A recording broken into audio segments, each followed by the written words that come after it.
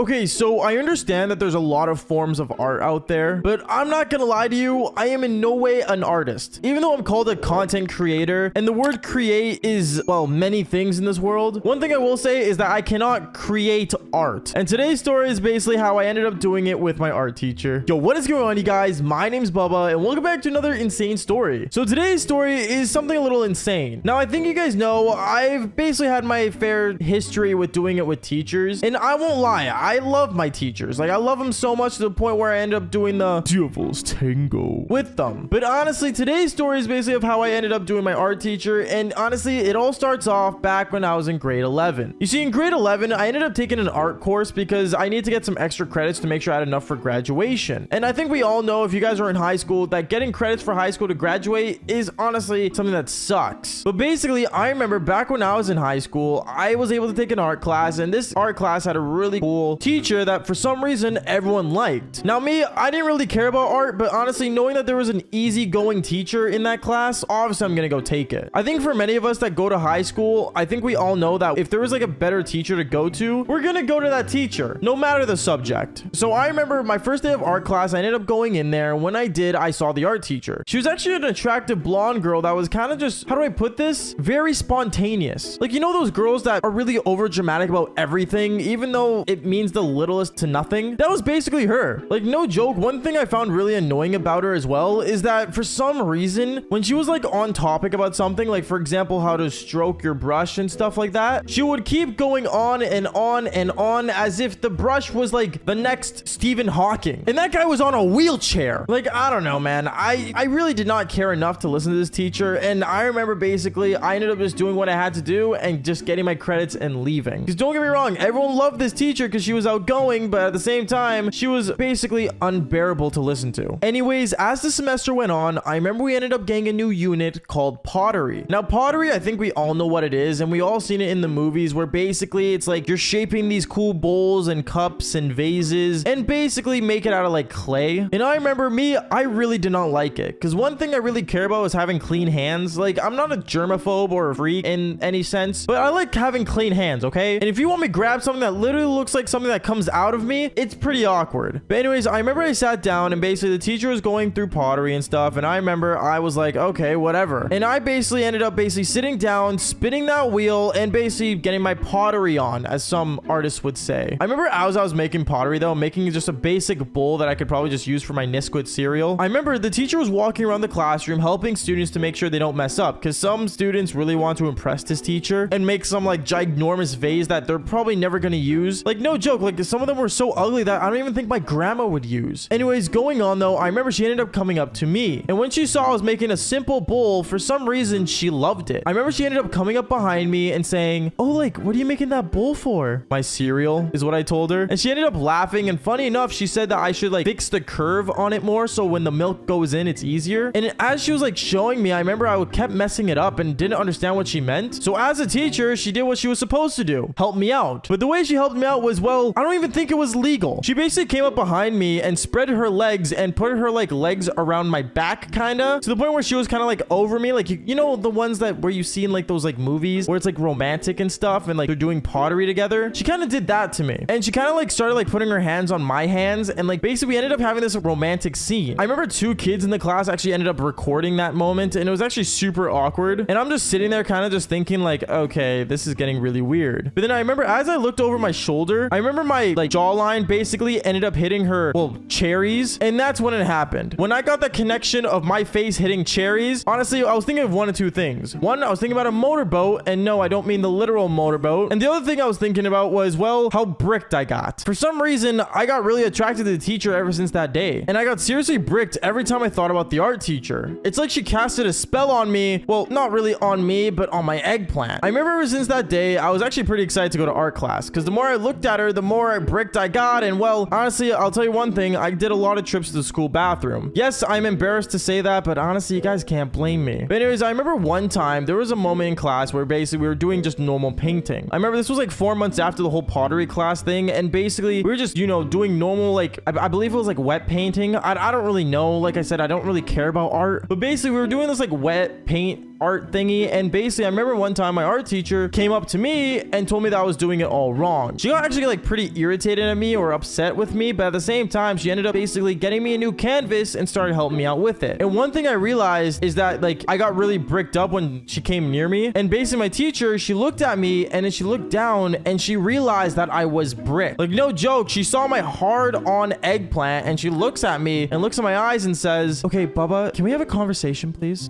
Sure, is what I told her. And then she ended up saying, "But we're going to like talk after class, okay? I just want to have a discussion about something." "Oh yeah, that's totally cool with me," is what I ended up saying afterwards. I remember that moment, I thought I was gonna get in trouble or something about like, you know, formal student teacher etiquette or something. But honestly, I remember after class, I ended up just staying in my seat as all the kids were leaving and the teacher ended up walking up to me. She said to me, "Okay, Bubba, I'm gonna be real honest with you. I know you're attracted to me." "Yeah," is what I said. And then from that moment, I remember she came up really close to me and said, "Well, you're lucky you're attractive if you're graduating next year, aren't you?" "Wait, what?" is what I said. And then from there, I remember she ended up grabbing the paintbrush that I was actually using and ended up putting it on her tongue. She made it like, you know, very spicy, I would say, towards me. And one thing led to another. We ended up going into this dark room that was basically a storage closet for the art class to store their art to dry off. And I'll tell you one thing, things got really wet in there. And I don't mean the wet paintings, if you know what I'm saying.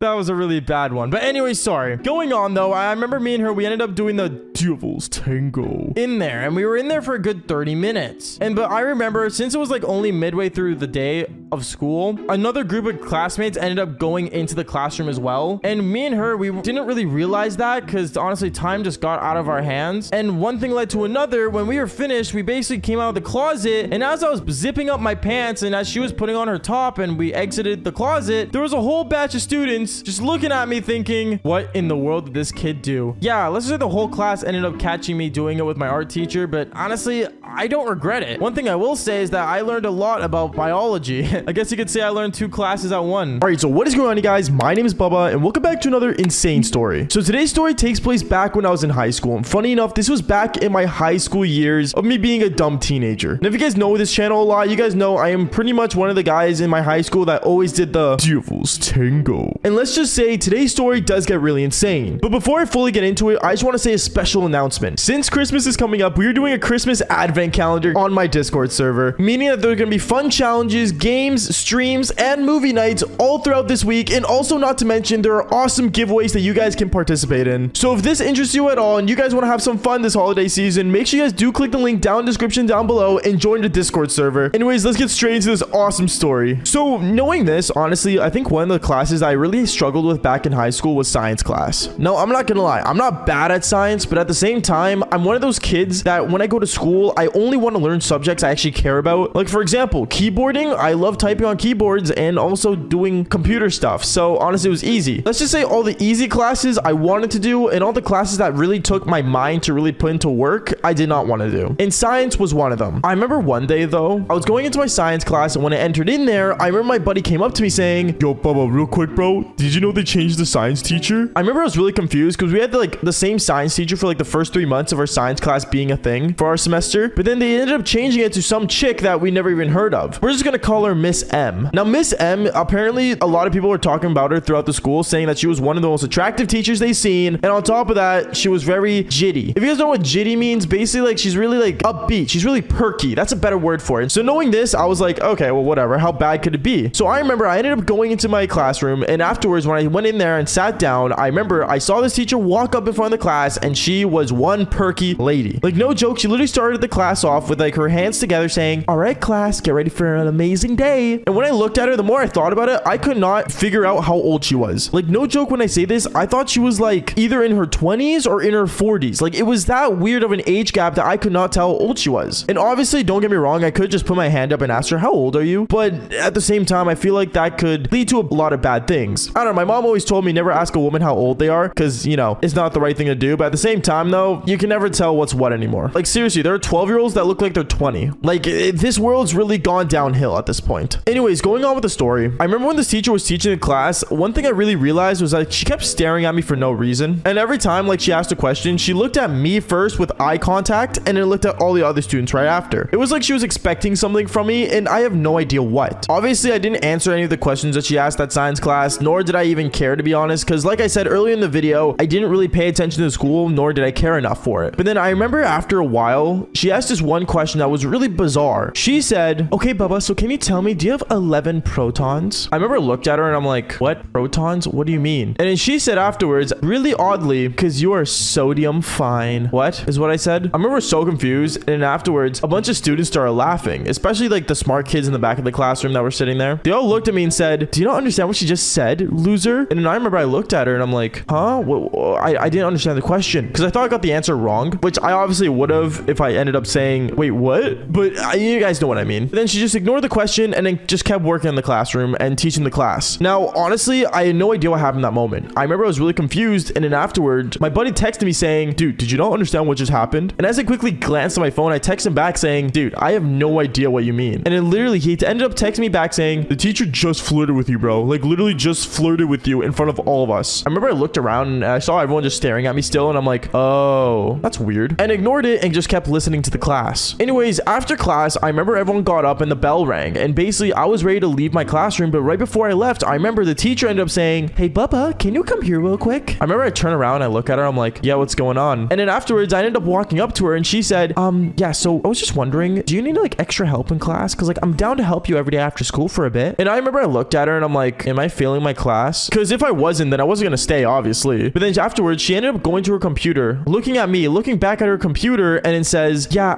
you're actually failing. You're at a 42%. I remember I was so confused because the last teacher that before he left, he ended up saying that I was at a 65. So I was passing, but now I'm failing 45%. What? None of it made sense. So I remember I ended up looking at her saying, all right, I guess I'll do some extra courses because, you know, she said she would help me out. So obviously, I remember during that day, I remember going to my other classes and kind of panicking, but at the same time, weirded out how randomly I was failing a class that I thought I was doing good in, or at least passing. I remember I was super confused and I was just doing my own thing, doing my own classes. And afterwards, my buddy walked up to me saying, dude, it's so weird how that teacher flirted with you in science class. And after I looked at him, I'm like, yeah, but dude, I'm failing my class. He ended up looking at me saying, what? We were passing literally not even before she came. And that's when I started to think a bit differently. I thought maybe that she was making me fail just so I would see her. So I was gonna go confront her, but honestly, at the same time, I'm not gonna lie, guys. She wasn't like ugly, you know what I mean? Like she looked young, but at the same time, she looked old. I don't know. It just got to the point where I was questioning in my mind, should I do this or not? Then I remember after school came, and basically I ended up, you know, going towards her classroom when the bell rang, and I ended up going into the classroom, and she looked at me and said, hey, Bubba, welcome to class. I remember I looked around and I saw no one was there. It was just me. And you would think for a person that's, you know, trying to help other students to pass their class, there's no way I'm failing science out of the whole school. Like seriously, out of the entire school, I'm the only one failing science class. That made no sense. But anyways, I ended up sitting down and I ended up basically starting to, you know, listen to what she was teaching and stuff. And every time she would teach something, she kept making a pickup line. Like I remember the other one she said, she was literally like, are you made of copper and tellurium? Because you are C-U-T-E, cute. And I remember when she said that, I was just so weirded out. It got to the point where I just didn't want to be there. And I kept, you know, telling her, honestly, like, don't get me wrong, I like the lines and the pickup lines and stuff, but it's not really like my way of learning. Then I remember when I said that, she ended up looking at me and saying, oh, really now? And then she ended up coming really up close to me. And it seemed like that she had the eyes of like the devil's tango. Like she wanted to do it. So I remember as she came up to me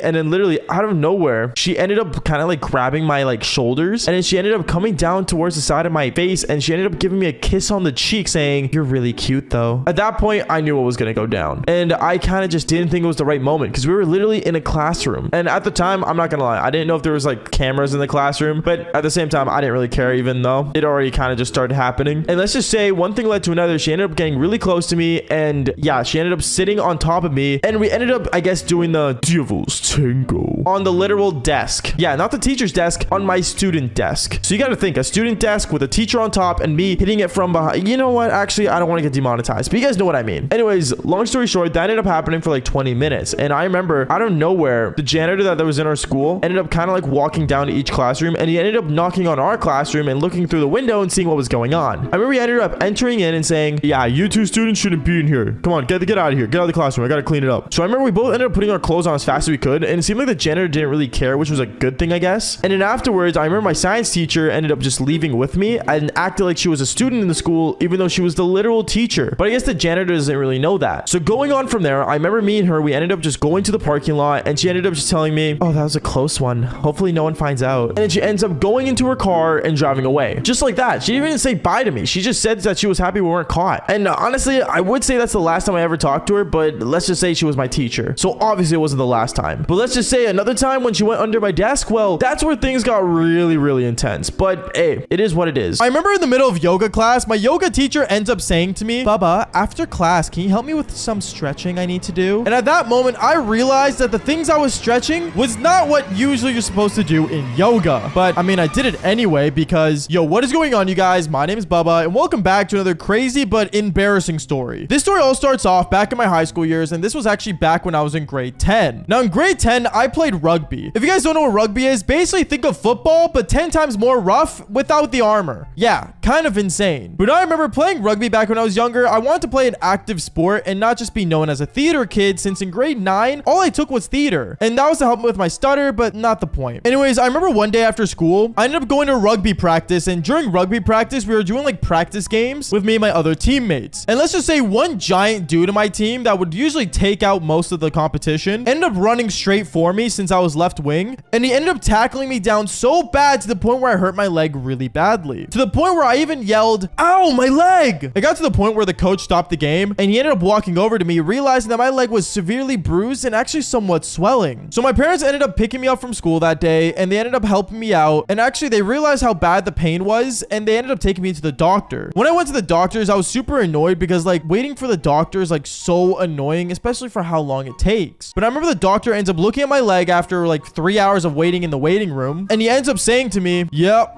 that looks like a really bad one right there. Have you ever taken yoga? What? Yoga? No. Well, I would advise you take yoga. Yoga might actually help out with your pain and, you know, stretch those muscles to make sure you don't get injured so easily again. So you just want me to take yoga? Yes, it'll help with the pain and make things a lot better later on. At that moment when he said to take yoga classes, I remember right away my mom was already surfing through the internet for yoga classes that a teenager could take. And let's just say what ends up happening next was actually really weird, because I remember the next day after school, I ended up basically going to my mom's car because she picked me up and she drove me over to this yoga studio that was actually somewhat near my place. She ends up taking me there saying, Bubba, you have to do yoga. You have to stretch and make sure your muscles don't get hurt. Yeah, but like, mom, yoga's like for girls. Yes, but also for people that are injured, and you are injured. Okay, mom, whatever you say is what I told her. And I ended up entering inside this yoga studio with my mother. When I got in there, I remember I ended up seeing a lot of like actually pretty fine women, but a lot of them were like married mothers, so I can't really do much there until I saw my yoga teacher. Now, my yoga teacher was actually, funny enough, a girl that went to a different high school, and she was apparently like a really good yoga teacher because she took like the courses early throughout her high school years. So I remember when I entered inside and saw her, she ends up looking at me super confused and walks up to me. She walks up to me and says, you're someone I haven't seen here before. What are you doing here? Oh, I'm here for yoga. My leg got injured recently, and like the doctor said to like, you know, stretch it out, and I guess you're here to help me out with that. Oh, well, yeah, 100%. Here, go on one of the mats and just follow along with the class. At that moment, my mom ended up leaving the building, and at that moment, I stood on the yoga mat super embarrassed, because the whole time a bunch of moms were looking at me confused on why in the world there was another dude in the class, because the only other dude that was in there was some gay dude. So me hoping that everyone didn't think I was just a random gay dude as well, the class started, and they started doing really like a lot of different positions. Like we started stretching our legs, we started stretching our torsos. Basically, we did basic yoga stuff. If you guys don't know what yoga is, then my advice, take it if you need it, not if you want to, because I don't really see any upsides to yoga, even after taking the class. But I remember the whole time when we were doing these like stretching and positions and stuff, the yoga teacher that was the high school student ends up walking up to me saying, Bubba, you're supposed to like do this. And she ends up grabbing my thighs and stretching them out even more. It felt really uncomfortable that she was actually getting that close to my eggplant, but 100% she noticed that after like a minute of her trying to stretch me out, which sounds really weird. YouTube, please don't demonetize this video. But after like her of like basically trying to stretch me out, she noticed that I basically got bricked. Yeah, kind of awkward, but at the same time, you gotta understand when you're filled with the room with a bunch of moms that have massive cherries and a yoga teacher that's actually pretty fine and hot as well from a different school, it's kind of bound to happen, don't you think? So from there, I ended up looking at her. I'm like, you know what? I'm gonna do a different position. Oh, yeah, okay, you can do that. And she ends up getting up and walking away. At that moment, I thought I totally just embarrassed myself and ruined every chance I got to getting with any woman in the yoga class, which is not really the point of me going there, but still better than when I was there there originally for. But weeks went on of me going into the yoga class. It was actually funny enough, like 2 weeks I was there, and I went there basically every second day. And every time I would go, the yoga teacher that was there would always look at me really weirdly ever since that day passed of her basically seeing me get bricked. And one thing led to another. Well, let's just say after 2 weeks, things got really awkward. Because I remember after when class ended one time in yoga class, she ends up walking over to me saying, "Hey, Bubba, what do you usually do after class?" I don't know. I usually go home and just play video games. Since I'm injured, I can't really play rugby anymore. Oh, you played rugby. What school do you play for? Oh, I just play for my school that's near my place. And right as I told her my school's name, she ends up actually looking at me kind of freaked out. And she's like, "Oh, my ex actually is on your rugby team, I think." Oh, okay. Cool, I guess. Yeah, anyways, what are you doing after the next class? I have no plans. Why? Okay, well, let me know. I might have an idea for you to help with your leg. Okay. At that moment, she ends up winking at me and walking away. And I was really confused, but at the same time, maybe this girl had like some interest in me, or maybe she was interested. I don't really know. Maybe she was gonna ask me out, but at the same time, if she was, why didn't she just ask me when I was already there? It made me really confused, but I decided to basically ignore things. And I remember when I got home that day, I ended up playing Call of Duty. And the whole time when I was basically at home, I kept thinking about what this girl wanted to do with me until after tomorrow finally came around. Because I remember I ended up going to my yoga class after my mom dropped me off. And when I entered inside, I ended up seeing my yoga teacher wearing one of the most tightest outfits I've ever seen her wear. Now, during yoga, it's normal to wear tight outfits, so obviously no one else was weirded out. But what she was wearing definitely got me more excited than average. And I remember when class started, the whole time I couldn't stop staring at her to the point where she actually ends up coming up to me saying, "Hey, so like, are you still free after class?"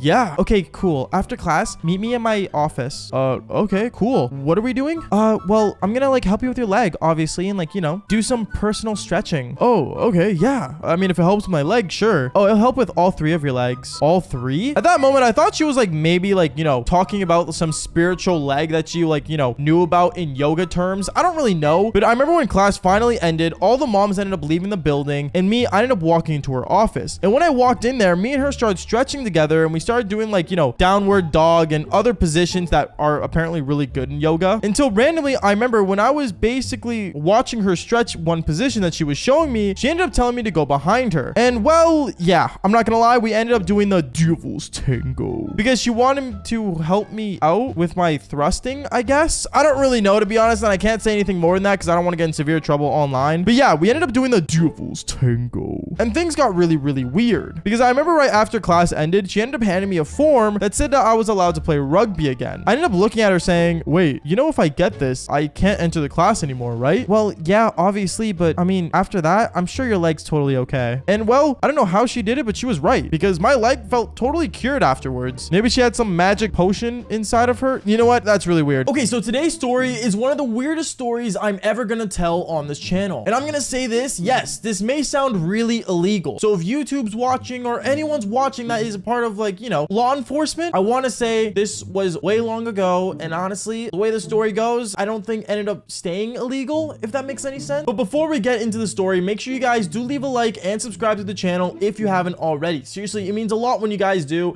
and it helps the channel grow. Other than that, let's just jump straight into it. Yo, what is going on, you guys? My name's Bubba, and welcome back to a really embarrassing story. So today's story all takes place back in my grade 9 year. Now, when I was in grade 9, I was a simple guy that, I'm not gonna lie, was always in the mood. This was like the peak of my puberty hit, and I won't lie to you, I was beating my eggplant left and right. And I remember one time, early on in the early days of grade 9, like really early, like I'm talking about the second week of grade 9, I remember our teacher walked up in front of the class and was explaining how the leadership kids wanted all the grade 9s to do a school sleep-in. Now, if you guys don't know what a school sleep-in is, basically it's when, you know, a bunch of students that are in a certain class or grade sleep inside the school and have the experience of sleeping in school. I don't know why, because usually the best part of the day is to leave school, but apparently people enjoy doing sleep-in. Now me, I thought this was very odd, and I remember I was kind of weirded out at first, but obviously since my crush was going, that was in my class at the time, I said, why not? I want to be part of the cool kids that sleep inside of school, even though it's still pretty weird in my mind, but still, I wanted to be one of them. So I remember I ended up basically going home that day, getting super excited about Friday when the school sleep-in was happening. And that day came around, and let's just say things got really weird. Because I remember the day of the school sleep-in on Friday after school, I ended up basically staying at school and hanging out, basically waiting for the school sleep-in to start. I didn't want to go home because I thought, you know, there's no point. I could just go to the mall real quick, pick up something to eat, and then come back and just stay there. So that's what I ended up doing. I was just chilling, sitting down and just hanging out. And then out of nowhere, I saw a bunch of leadership kids at the school basically getting ready for the school sleep-in. When I saw them, I remember I saw one girl there that was actually really attractive. She was a tall blonde girl, and I'm not gonna lie to you, she was like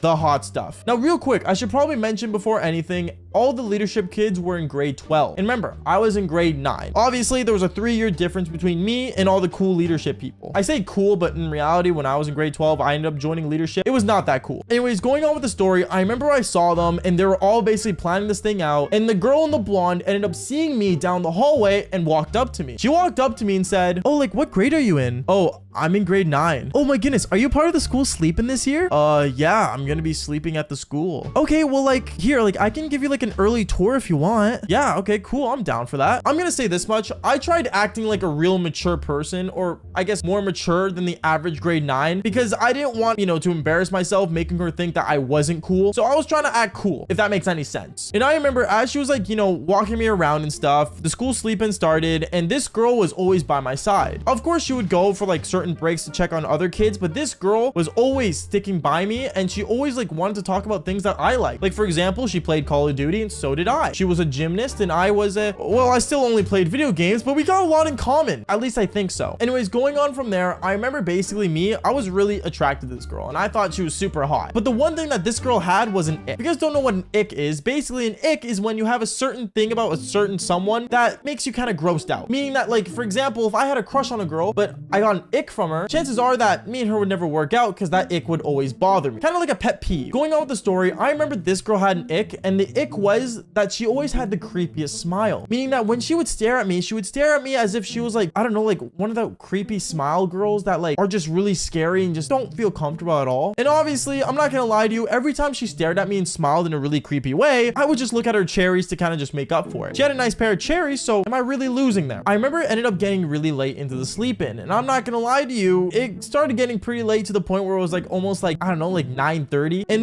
I remember me and her, we got along, we started talking a lot and stuff, and a lot of people and other students started noticing that we were really getting close. And it got to the point where people started making jokes about us, and people were saying how, like, you know, she was interested in me and stuff like that. But obviously, in my mind, I was thinking, no way, because she was in grade 12. I was in grade 9. It wouldn't make sense. Now, this is the part of the story where things might sound really illegal. Just bear with me here. I remember when it got to the point of the night where basically all the grade 9s were supposed to sleep and go to bed and nap for the night. I remember I was really kind of just like nervous and honestly kind of worried, because this would be the first time I ever slept inside a school. And basically, I was like really getting uncomfortable. So what I decided to do was walk up to the girl that, you know, I was basically sticking with the entire night. That was a really hot leadership girl that was blonde, and walked up to her and said, "I have a question. Is it cool, like, if like there's like a spot where, like, you know, I can sleep without like a bunch of people around me?" She looked at me and said, "Do you want like a private room?" "Yeah, like, can I get like a private room? That'd be awesome." I mean, yeah, you can get a private room, but like I would have to check in on you like once in a while." Yeah, okay. I'm cool with that." And as I said that, I remember I smiled at her, like, you know, trying to basically be cool, but I guess she took it a very different way. She ended up smiling back really creepily and ended up walking me down a hallway to a separate room. Now, this was some ordinary classroom, but there was absolutely nothing in it. It was just a blank, dead classroom. Like, no chairs, no desks, nothing. Just an empty classroom. But basically, I ended up setting up, putting my beanbag chair down, and I got all comfortable and everything. And then she ended up telling me, "Okay, so like, I'm gonna check in on you later on. I just have some stuff to do, but I'll come in here, okay?" "Yeah, okay, cool. Yeah, just come whenever you want. I'll be waiting." Now, I said I'll be waiting as a joke, because obviously I wouldn't be waiting. Chances are I would have passed out. And she just took that as a really weird way and smiled, then winked at me, and then went out of the classroom. Now, the winking was odd, okay? The winking was really odd, but I didn't care. I remember I ended up just laying down, watching YouTube videos on my phone to basically make myself pass out. Yes, in a way, I was an iPad kid, because I would always watch like YouTube videos as I was sleeping. It's like a very common thing that happens nowadays with me. Like, even a movie or something, like I just need to watch something so I can go to sleep. And I remember as I was laying down watching Jacksepticeye, and I passed out, and I was out like a light. But in reality, not all of me. Now, on this channel, I don't really talk about dreams that I have, but basically, I ended up getting a wet dream about my crush in me, and, you know, things got really weird in the dream where me and her, we ended up doing the devil's tango. And then out of nowhere, and I mean out of nowhere, my body got really really, really cold. And then I woke up. I woke up and my body was freezing. I don't know why I was so cold. But when I woke up, I ended up looking right up to the ceiling and I ended up not seeing the ceiling. I ended up seeing the leadership girl on top of me not wearing a shirt. Yeah, so I'm looking at like a giant pair of cherries right in front of me. And I'm like I was so confused. The leadership girl ended up looking down at me saying, oh, like I knew this would wake you up. Now, usually at this point, I usually have a response of fighting or flighting. Thing is that I didn't either. What I decided to do was basically stay there and do the Devil's Tango. So me and her, we ended up making out, and yeah, we ended up doing the Devil's Tango. Because like, why not? Her cherries were already out, like she was attractive. Like, am I really losing here? Now, when I think about this in the present time, I'm not gonna lie to you. She was in grade 12, I was in grade 9. That's morally just disgusting. But I will say this, it comes out with a really cool story. No, it was pretty illegal. And I'm gonna say this right now. Warning to everyone watching this, don't do what this girl did. It's inappropriate, it's wrong, and it's probably majorly illegal. Now, going on with the story, I remember basically we ended up doing the Devil's Tango. And then afterwards, me and her passed out right beside each other. We passed out right beside each other, and then the next day, we ended up sleeping in, and the janitor ended up catching us basically sleeping beside each other. He ended up basically telling us how we're not allowed to do that and stuff, but obviously this janitor wasn't like the school janitor. It was like the after hours janitor that just gets paid to go and clean. So we didn't get actually really in trouble. But apparently the rumor went around that we ended up doing the Devil's Tango. And to be honest, me and her, we actually ended up becoming friends with benefits throughout the whole school year. Moral of the story is, after all this, is that be careful where you sleep and who you sleep with. It's very dangerous and it could lead to a lot of issues. Surround yourself with people that you are comfortable sleeping around, if that makes sense. All right, you guys, so today's story is honestly something that I did not want to tell. But since I'm no longer friends with this person, I feel like it'd be awesome to tell because it has something to do with his mother. So before anything, make sure you guys do leave a like and subscribe to the channel for more crazy stories just like this one. And honestly, I'm too excited, so let's just get straight into this. Yo, what is going on, you guys? My name is Bubba, and welcome back to another insane story. So today's story takes place, actually funny enough, 2 years ago. Now, 2 years ago, I was 19 years old by myself and living in a penthouse. The reason for this was because, well, thanks to you guys, I ended up blowing up on TikTok and making enough to actually live in a penthouse, which is really weird in my mind, but at the same time, it was really awesome knowing that I started to grow an audience because all I did was doing the Devil's Tango. Obviously, there's more to it, of course, but that was like the main gist of why I ended up living into a penthouse, because honestly, I want to live that cool lifestyle that your favorite YouTubers all have. And little did I realize it was honestly a waste of money. But I remember one time when I lived in the penthouse, I lived in this really nice building. And this building was a good building, and a lot of girls recognized it because it was right beside the club that I used to always go to go pick up more girls. And I remember one time when I was just chilling one time and not going out on a Friday night, I basically decided to hang out at home and record videos. But I remember one time I basically ended up hopping on Discord with me and the boys, which is like a friend group of mine that I had since high school, and basically started to talk to them and basically had a normal conversation until one of the boys ended up joining, and he basically started freaking out. He started freaking out saying, guys, I don't know where my mom is. Like, my mom says she's going out to go see a guy, but like, now I don't know what's going on, and apparently like she's like out doing something. I'm so confused. I remember me and the boys decided to tell him to calm down and basically just call the cops to find her. But for some reason, he didn't want to do that because apparently his mom was hiding something that he could not address to the cops and explain, nor was he even going to tell us it. So instead, I decided to ask him saying, okay, well, where's the last time, you saw her? He ended up saying, but I think my mom's somewhere around your area. Wait, around my area is what I said. And at that point, I realized that I would probably have to do something to help him out because this is a good friend of mine since high school. And also, not to mention, his mom also used to always be super nice to me every time I'd go over to my friend's place to do a sleepover. So I basically ended up saying, okay, listen, I'll maybe just take a drive around and see if I can find her, okay? He ended up saying okay, and he ended up texting his mom as well to basically try to look for me in my car. I remember that night, I ended up basically putting on some sweatpants and a hoodie, and I started getting in my car and driving around. I drove around a couple blocks around my area because, in my area, there are a lot of clubs and stuff, and I'd rather not be out late at night. So I started driving around looking for her, seeing if I could find her at all, but honestly, nothing showed up. I remember I ended up calling my friend while I was in the car saying, yo, bro, I'm gonna be honest, I have no idea where she is. And my friend ended up saying, dude, I literally told my mom to go to like your place, okay? My mom might be at your house by now. Wait, what?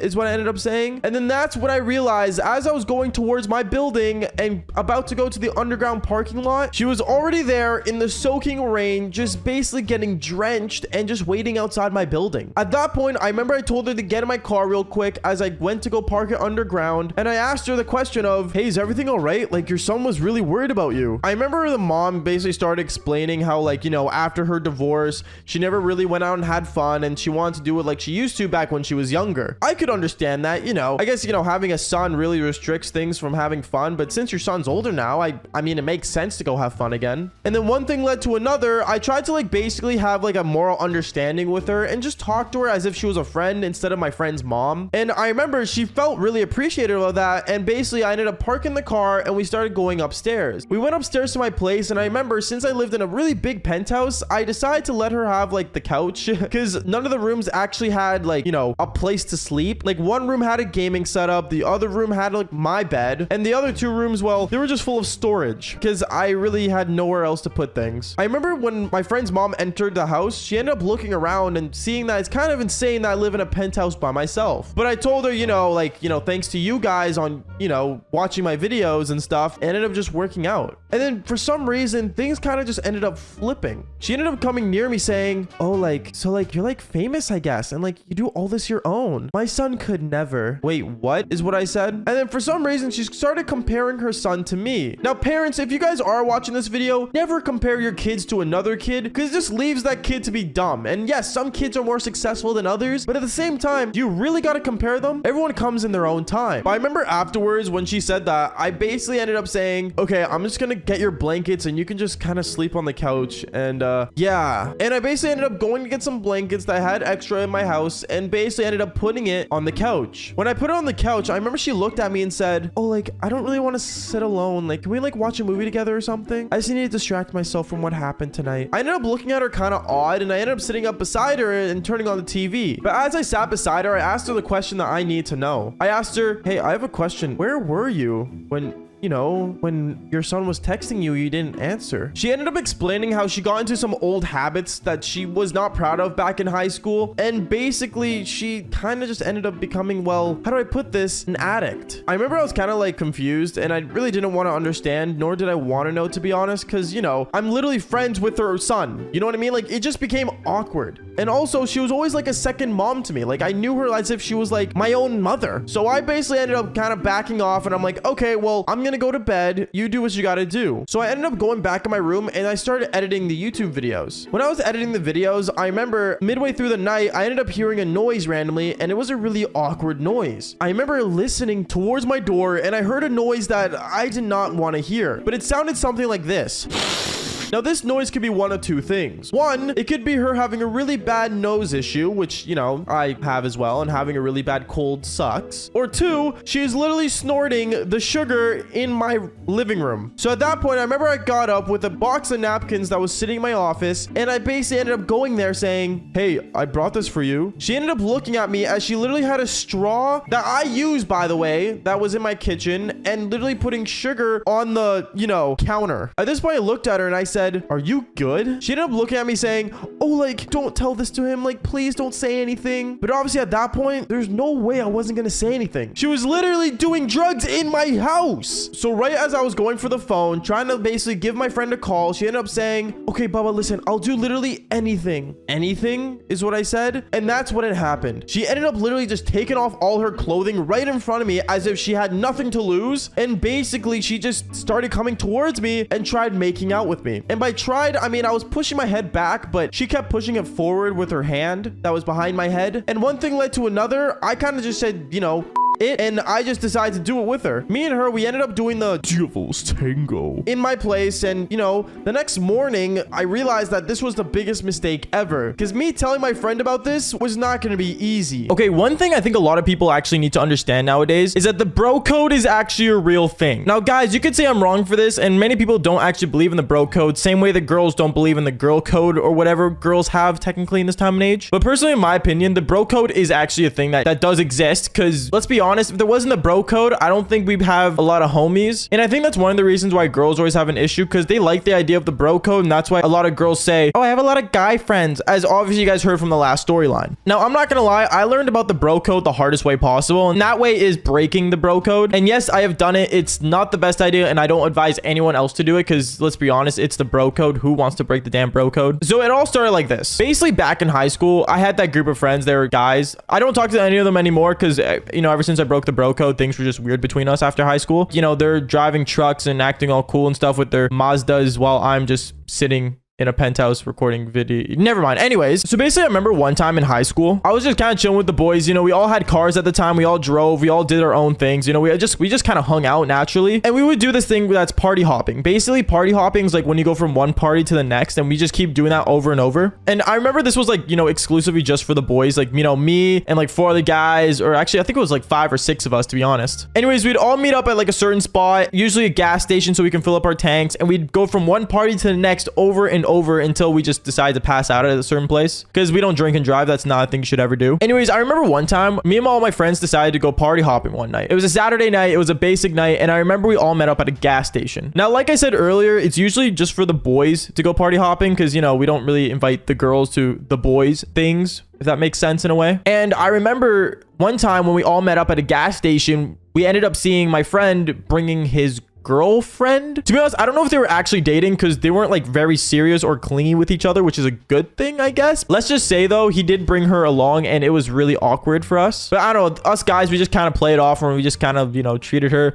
as if she was one of us. So anyways, we started like going party hopping, and we started like going around. But one thing I realized about this girl that my friend brought was that she would always look at me in the most weirdest way possible. Like, it was no lust or anything, or no serious glare like I used to say in my other stories. But no, this girl like actually, like, I felt like she actually had some kind of moral interest in me. Like, I remember one time I was just kind of like filling up my car at the gas station. She would just kind of stare at me and like put her finger in her mouth and kind of bite it and, you know, wink at me as if we were in a movie, like in those weird chick flicks. Anyways, I didn't think anything of it, because to be honest, it's none of my business whatsoever. And like I said earlier, the bro code was there, and, you know, I don't want to break the bro code and, you know, basically go talk to my friend's girl, because that's not my problem or issue. But one thing I can't lie about though is that she was actually really hot. Like, she was actually stunning. She was gorgeous in general. Anyways, as we were driving to our first party, I remember stopping at a red light, and his car was beside mine. And I just remember this girl kind of staring me down as we were beside each other with our cars. I don't know, it got really awkward. But then when we got to the party, I want to say the most weirdest thing ended up happening. So when we got to the party, all of us guys were kind of just chilling there, sitting on the couch in the beginning when we first entered, kind of just talking about the plan of what to do. Usually if the party was really dog water, we would kind of just leave it and go to the next party. That's why it's called party hopping. But if we did actually enjoy it, then we'd kind of like disperse and kind of like enjoy ourselves. And knowing there's a lot of hot chicks in this party, we actually ended up kind of just going around, like, you know, mingling, being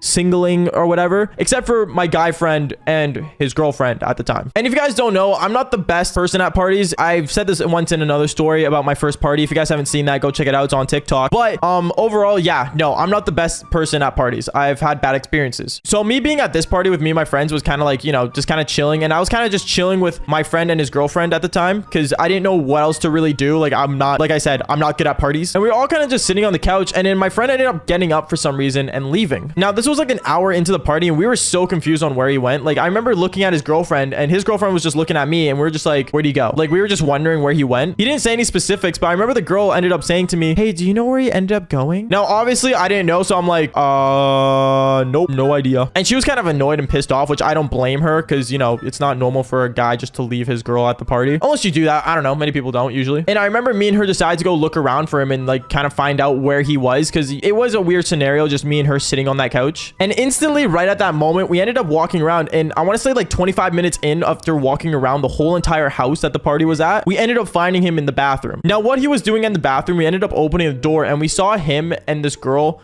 kind of drinking, and let's just say they were making out. Guys, one thing I would never advise is that if you're bringing a chick you're talking to or a chick you're dating, don't bring it to a party if you know you're gonna, you know, cheat on that person. Or actually, in general, don't cheat. I think I've said this before. But yeah, so she ended up seeing that wide open, like right in front of her eyes, just when we opened that bathroom door, and she was pissed off. Like, this girl was madly pissed off. And I remember she was so pissed off, I guess she kind of just overreacted in some way. By overreacted, I meant she literally just called him, And yeah, that's basically it. And then after that, she went to the couch and started like kind of sitting down, sobbing, not really crying full on, but she was like sobbing on the couch. So I remember I ended up just, sitting beside her because I felt bad. Now, I don't really know if it's considered breaking the bro code at this point, because let's be honest, I don't know what position they were in the relationship. Knowing how the relationship was going, I don't know if they were still together or not. So all I remember doing was kind of just sitting beside her, comforting her, because I felt bad, dude. I just literally felt bad. I don't know what else am I supposed to do? Like, I'm in a party full of a bunch of people that are wasted, just going around the couch and stuff, and I'm just kind of sitting here with this girl that's sobbing. Like, what do you expect me to do? Just run away? So I remember I kind of just comforted her. I talked to her a bit, and then we started drinking together. So fun fact about alcohol, kids, it makes you do weird things. And one thing I want to say is more than halfway through the night after that whole situation, me and her, as we were drinking together, things got blurry. And from what I remember, this is exactly what I remember. We started kind of like flirting with each other halfway through. And then later on, I remember she was telling me how she wanted to go back to my place. Now, this is where things get really tricky because I was drunk and I did not want to drive. So we ended up actually taking a cab to my place. So I left my car at the party. And when I left my car at the party, she ended up, taking a cab with me to my place, and we went back to my place. When we were at my place, we were both like kind of just sitting there and, drunk, and we ended up going to my room and doing the devil's tango. And that went on for like hours on end. To be honest, I don't really remember at this point because it was night and I was totally out of it. But yeah, the next morning I woke up and I realized that, what was going on, what happened. And I remember literally waking up beside her and she was looking at me, like all happy and stuff. And I got really worried because at this moment I realized that I broke the bro code. And don't ever break the bro code. That's like a major thing. But basically, I remember my friend texting me saying, hey, do you know where my girlfriend went last night? I remember you guys walked in on me doing something stupid. I feel really bad. And he texted me that. And to be honest, I didn't know what to say. And then like 10 minutes later after getting that text, I realized her phone was ringing and it was him.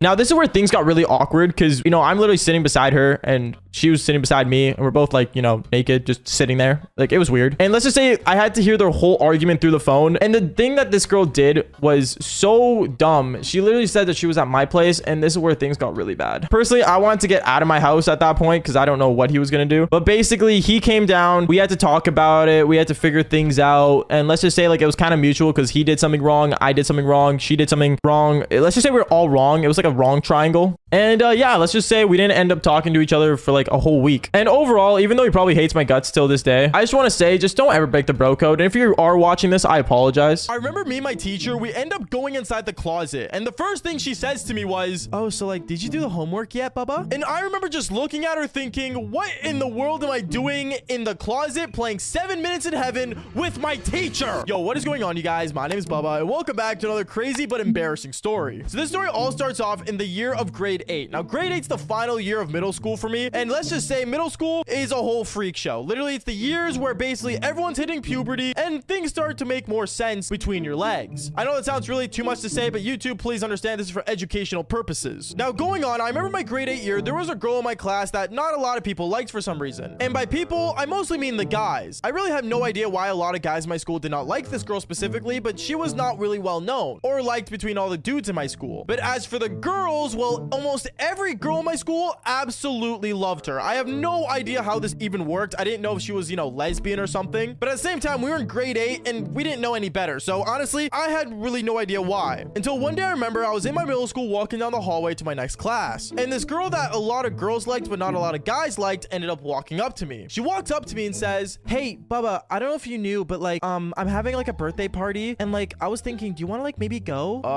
And as I was deciding in my head, I remember seeing a bunch of guys just staring at me thinking, yo, why is that girl talking to Bubba, bro? Is he snitching? And in my mind, as I knew they were just saying that, I was like literally trying to focus on the conversation at hand. And I said to her, yeah, I'm down.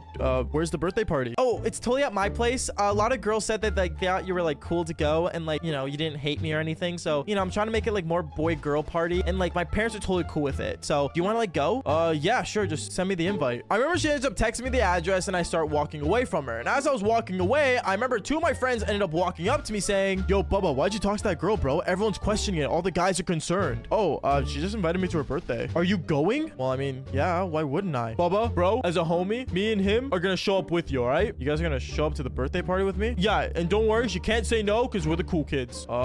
Sure. Okay, if that's how it works. Yeah, sure, you guys can go. I really had no idea why, but to be fair, in my friend group back when I was in grade 8, we had the really confident dude and we had the really annoying dude, and then there was just me, the quiet one. And knowing this group dynamic, we always got into crazy shenanigans. But let's just say say this girl's birthday was one of the most insane things ever, because I remember the day of the party ended up happening. And I remember after school, everyone started talking about this party, and a lot of girls were coming up to me, actually, funny enough, and saying, hey, Bubba, are you going to like that girl's party? Yeah, I got invited. I'm bringing two of my friends. Okay, well, we'll see you there. Oh my goodness. And they all got excited. A lot of girls were excited for this party, and I had really no idea why. But then finally, when I ended up basically going to my final class to end off the day, I remember my teacher ends up saying, okay, class, so this weekend, do not email me. I'm celebrating my daughter's birthday, but have the homework done by Monday. All right, have a good weekend. And I remember thinking, huh, crazy how she has a daughter that's birthday is the same day as the birthday party I'm going to. But right as I walk out of the classroom, I remember I go home, I get dressed, I tell my mom I'm going to a birthday party. She was totally surprised because usually in grade 8, I was a loner and a really boring kid. Wow, my mom really thought less of me that time. But you know what? That's not the point. After I got ready and everything, I ended up basically begging my dad for a ride, and he ended up driving me to the birthday. And my dad ended up telling me right before leaving, he said, Bubba, if you need me to come pick you up and anything weird happens, you tell me and I'll get you, okay? Yeah, no problem, Dad, is what I told him. And then I ended up heading inside the party. When I went into this grade 8 middle school party, I remember I ended up seeing a lot of girls there, and I was like, okay, I see a lot of girls there from my school. But then out of nowhere, I see my two friends running up to me saying, Bubba, do you know whose house this is? No, why? And that's when I realized whose house it was. It was my teacher's house, because it was her daughter that invited me to her daughter's birthday. Does that make sense? I don't know if that made sense, but if it did, you guys know what I'm talking about. Basically, I was in my teacher's house, and I was like, yo, this is really weird. And as I see my teacher looking at me, and I'm staring at her, and she walks up to me and my friend saying, oh, hey, Bubba, I didn't expect my daughter to invite you guys. Yeah, no, we didn't know you lived here. Well, I did say my daughter was having a party, didn't I?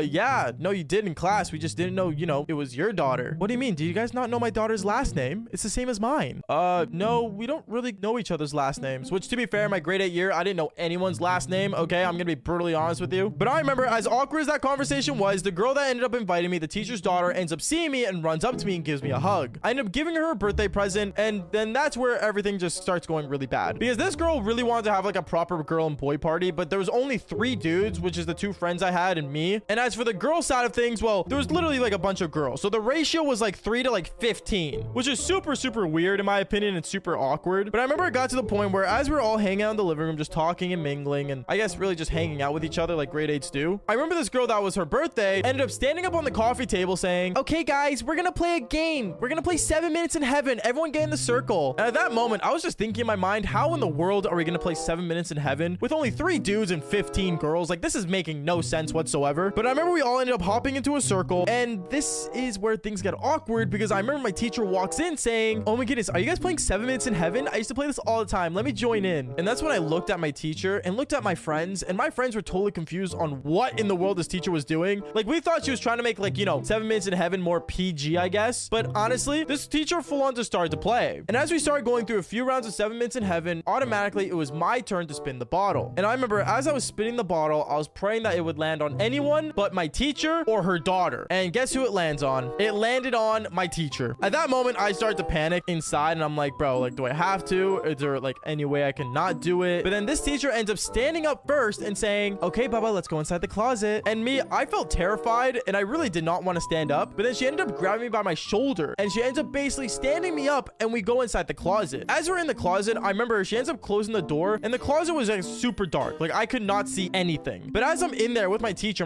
looks at me and says, oh, so Bubba, I'm just curious, did you end up finishing the homework? You're asking me about homework when we're in the closet, is what I told her. And that's when the teacher ended up saying something more crazy, which was, oh, I mean, if you want to do something else, just say so. And that's when she ended up basically pushing herself towards me, and we ended up doing the devil's tango in the closet. Yeah, I know, really crazy, but at the same time, super weird. And I remember we ended up being there for more than 8 minutes. Like, no joke, as the kids were literally yelling, okay, time's up, guys. Me and this teacher did not come out because we were trying to put on our clothes as fast as possible. And the most awkward part was that her daughter ended up yelling inside the closet saying, Mom, you can come out now with Bubba. And me and this teacher, we ended up getting everything on as quick as possible. And my teacher was trying to speed run fixing her hair, as I ended up just basically trying to buckle up my pants. And finally, when the closet door opens, we both walk out as if nothing happened. And right after the party, when everything was over, I remember my dad went to go pick me up, and as I'm walking out her door, my teacher grabs me by the shoulder and says, Bubba, this is our secret, and no one knows anything but me and you, okay?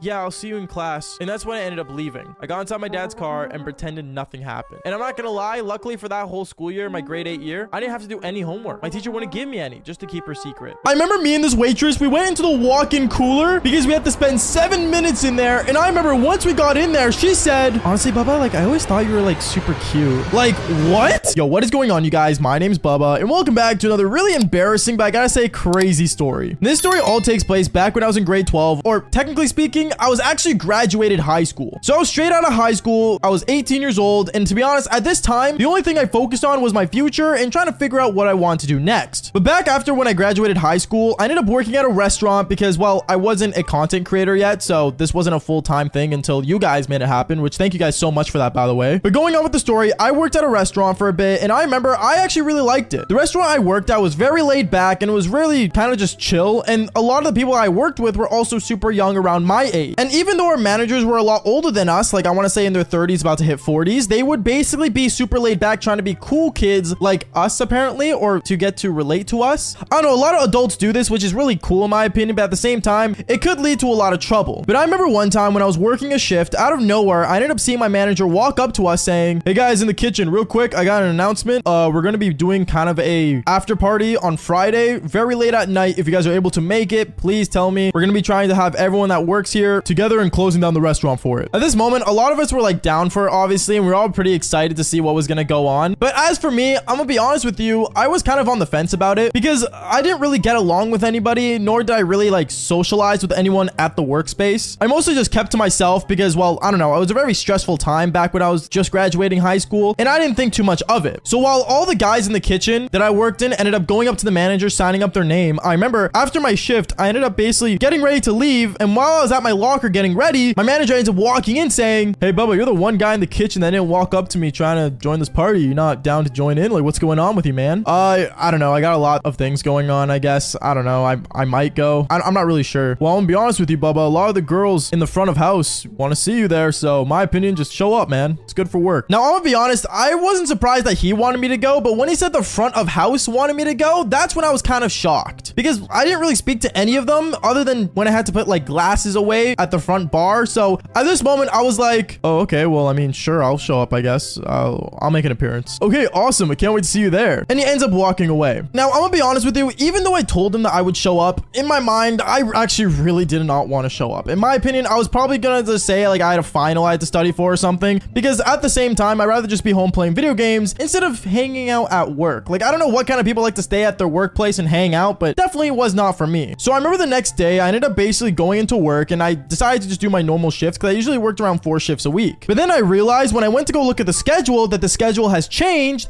and I ended up getting a closing shift on Friday. Now, once again, like my manager said earlier, Friday was the party. So no matter what, even though I was closing, afterwards would be right away the party. So at that point, I was like, you know what? There's no point in me leaving and just calling in sick because I'm going to be there anyway. So I remember Friday rolls around, and I remember I ended up basically working the shift. And at the start of my shift, I started to realize that there was a lot of people that I worked with just hanging out the whole time when I was working. It got really annoying because they would order food and then I would have to make food and then wash their dishes. It was just really upsetting. But then right after, as the restaurant closed fully and basically they were all getting ready for the party, I was basically cleaning up the kitchen as fast as I could to see if I could sneak out of there and not get noticed. But right as I was about to finish cleaning, out of nowhere, I ended up seeing a waitress that I worked with end up coming to the back and saying, hey Bubba, are you done? Because everyone's ready for you and waiting for you, actually. Wait, everyone's waiting for me? Well, yeah, it's the party, dummy. Like, aren't you gonna come hang out? Now, at this moment, I'm not gonna lie to you. The waitress that was talking to me that worked at the front of house was really attractive, and honestly, I probably could use a good distraction. I basically tried to make my mind up and make it a good idea to go to this party. So me still being in my uniform, I ended up going to the front of house and I ended up hanging out with everyone, and it was actually a pretty good time. Even though most of them were a lot older than me by like a year or two, I will say this, it was really fun hanging out with everyone, kind of getting along with people that I never really talked to in the workplace. But then I want to say this is where things got really weird, because I remember our manager, like I said earlier, he tries to act young and basically try to be cool. And right after he finished with this bottle he was drinking, he ended up standing on top of a table at the restaurant. He ends up yelling out, all right guys, let's play spin the bottle. At this moment, I remember it was so funny because all the kitchen staff, including me, were just looking at each other, and then all the waitresses were just kind of hyped up and excited. And me, I'm just kind of thinking like, is this really a good idea? Like, do you really want to poop where you eat? Like, is this safe? Is this even something I should bring up to HR because like it's our manager saying it? I don't know. I didn't want to play, but then obviously our manager started pushing all of us towards this table, and we all sat down, and he got on top of the table and started spinning the bottle. I remember all of us just ended up staring at that bottle, basically praying that it wouldn't land on any of us. But one by one, on, people started going into the cooler and basically, you know, doing the 7 minutes in heaven, which if you guys don't know what that is, it's basically when you spin a bottle and wherever it lands on from the person spinning the bottle, they have to spend 7 minutes with that person in a private room, and anything could happen in that 7 minutes. And by anything, I mean anything. So me, I remember I basically saw a lot of people spinning and going in and out, and it got to a point where it got pretty boring for some people. But then out of nowhere, I remember there was a girl that ended up spinning the bottle, and this girl was the girl that actually came to the back of the house back when I was actually finishing up my shift, and the one that invited me into the restaurant for the party. She ends up spinning the bottle, and me, I'm just sitting there just like seeing this bottle spin around and round and round until it finally ended up landing on me. She looks at me in shock, but at the same time, not like a shock like she didn't want to do it, in a shock like she was ready to take me back there. And I remember I stood up while everyone was like going, ooh, and I'm just kind of panicking, thinking, okay, you know what? This will be in and out. Just maybe we could just talk about work and just move on. We go back there, and instantly, right as we enter inside the cooler, she looks at me and says, Bubba, you know, I've always kind of like thought you were cute, right? What? I mean, I don't know. I'm just playing the game, okay? Just go along with it. Well, I mean, like, it's supposed to be 7 minutes in heaven. So are you like being honest with me? And at that moment, she ends up coming really close to me, and she actually ends up making out with me. And while one thing led to another, I'm not gonna lie, I never did the devil's tango. Less than 7 minutes until that day. I remember right afterwards, I ended up basically putting on my uniform again, and she put on hers because we were both working the late night shift. And basically, we ended up coming out, and we ended up going straight into the restaurant where everyone else was. And when everyone saw us come back, this girl was like perfectly smiling while I was like coming in, basically kind of like in shock, kind of what just happened. And it was very obvious to everyone that she got some. And I remember my manager ended up walking up to me saying, yo, Bubba, did I tell you you're gonna enjoy this party or what? Yeah, I'm not gonna lie, I felt super uncomfortable that my manager said that to me. But not only that, the next couple weeks leading on from that happening, I am not joking, my manager would always bring up that moment. And this girl, she would always, and I mean always, try to hit me up, ask me out on a date, all this stuff, to the point where I ended up actually just quitting. I ended up quitting the restaurant job because, well, there was so much drama that would happen, and I guess that's what happened when a lot of young people end up working at the restaurant. I don't know, my opinion, don't poop where you eat. This is a common saying that everyone needs to understand. Okay, so when I say the word 7 minutes in heaven, I think we've all played the game. If you haven't played 7 minutes in heaven, are you really a high schooler? Is what my question would be. But today's story does get really crazy, and I just want to say, make sure you guys leave a like and subscribe. If this video hits 1,000 likes, I will film a video shirtless. Why am I doing that? Can I even do that on YouTube? I can? Okay, well, yes, I will film a video shirtless for you guys. I feel like people are gonna dislike the video now.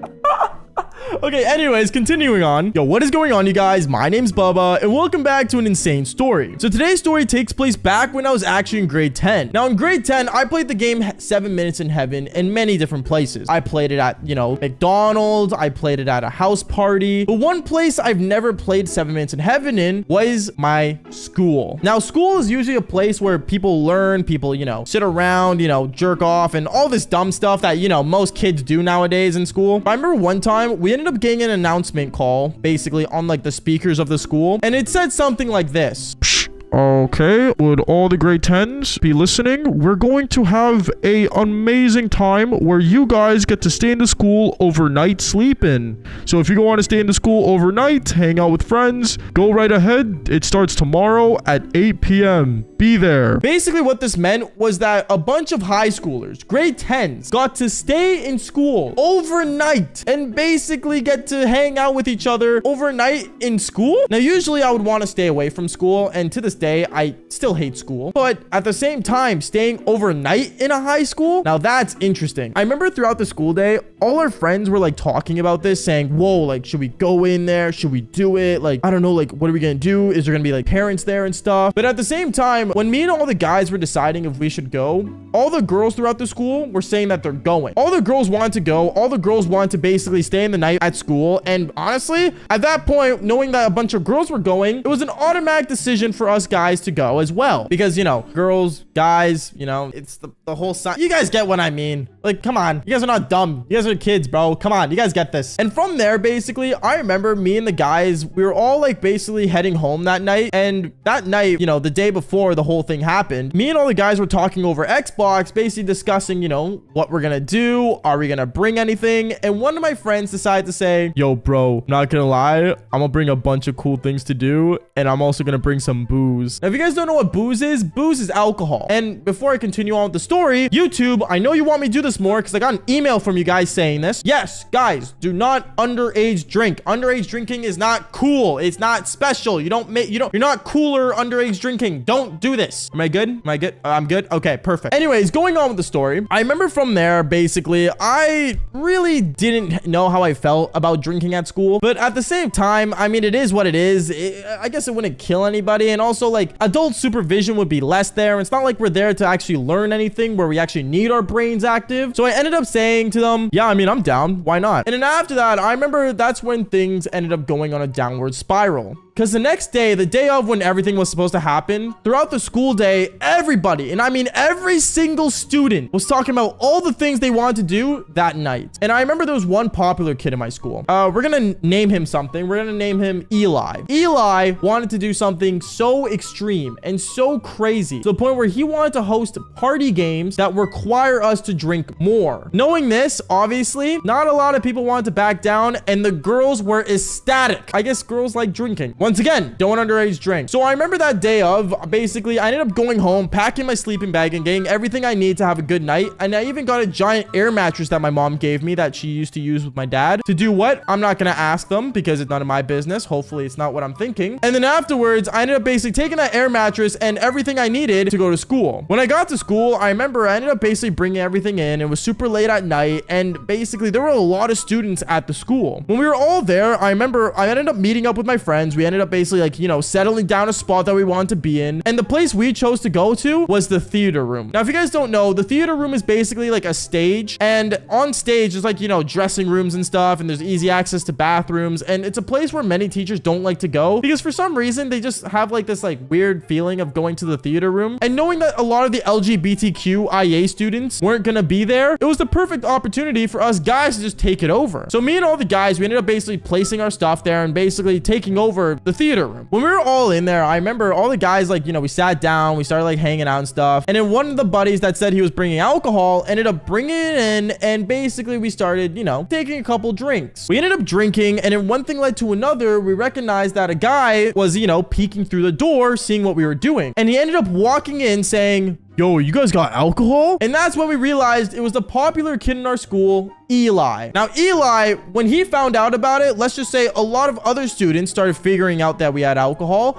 and a lot of them started bringing their alcohol to the theater room. And obviously there was like, you know, teachers walking around the school, making sure like, you know, people were safe. But a lot of the main students that went to the gym. So the teachers thought, oh, all we have to do is secure the gym and everything's okay. Knowing that we had basically a bunch of students drinking in a classroom all by themselves without supervision, you already know things are about to get ugly. We all start basically hanging out, doing our thing. We all take swigs, you know, all that stuff that, you know, teenagers do. You teenagers, if you're watching this video and you guys are in high school, you know what I'm talking about, okay? I know you know what I'm talking about. We do all that until Eli decides to stand on like, you know, this like set prop thing that we have there. I don't know, some sort of like little stage. And he stood on it saying, all right, we're gonna play a game. Let's play 7 Minutes in Heaven. Okay, is what everyone said. And all of us ended up getting in a circle and we basically started playing the game. Now, 7 Minutes in Heaven is a very simple game. Basically, it's when you get two people, put them in a room for 7 minutes, and whatever happens, happens. You can say what you want afterwards, but basically, what 7 Minutes in Heaven is supposed to do is that you're supposed to do the devil's tango. Now, we all started basically, you know, playing the game. There were people that went in there and did absolutely nothing, and there were people that went in there, and let's just say their hair was really messed up, and putting on clothing, well, they're not doing it fast enough. Let's just say that. And one thing I realized that Eli, the most popular kid in our school, really wanted to reinforce this rule that basically, if you go over 7 minutes, we're allowed to walk in on you. Yeah. So if let's say you're in the middle of hitting it from the back, if you pass 7 minutes, Eli's walking in. So basically, we all had like a timer on our phones. I had a watch, actually. I had an Apple Watch. It was an old one, but I had an Apple Watch that I basically set a timer for if I ever get selected. And basically, one thing led to another. I ended up getting, you know, basically selected from a girl that I was actually pretty pretty interested in at the time in high school. And she was a really attractive girl. She was a blonde girl, very beautiful. And she had one of those smiles where the more you look at her, the more cuter she gets. You know what I mean? Like, it's kind of a weird type of woman, but you know, she was hot and she had a nice pair of cherries. So either way, I wasn't losing. And let's just say, I remember me and her, we ended up basically getting up and going into the change room. The change room's where we went to because it was just one long hallway that guys and girls went into. So me and her, we went into the change room. And when we went in there, she looked at me saying, I mean, what do you want me to do? I don't know, whatever you want is what I said. So that's when she straight up just decided to bend over and literally just start like, you know, facing her buttocks towards me. And that's when we did the devil's tango. We basically did that. And one thing I realized is that she's a really loud person, like a really, really loud person when she's doing the devil's tango. So as I'm like, you know, all you're hearing in the other room is just basically women noises and moaning. And I remember I was so like kind of just weirded out because I didn't know what to think. I didn't know what to say. I didn't know what to do. And yeah, let's just say I did not check the timer on my watch when we were playing the game. And Eli decides to just walk in. And when he walked in, the first thing he saw was my enormous eggplant. And I'm not joking when I say this. His jaw dropped heavily. Like it went like this to...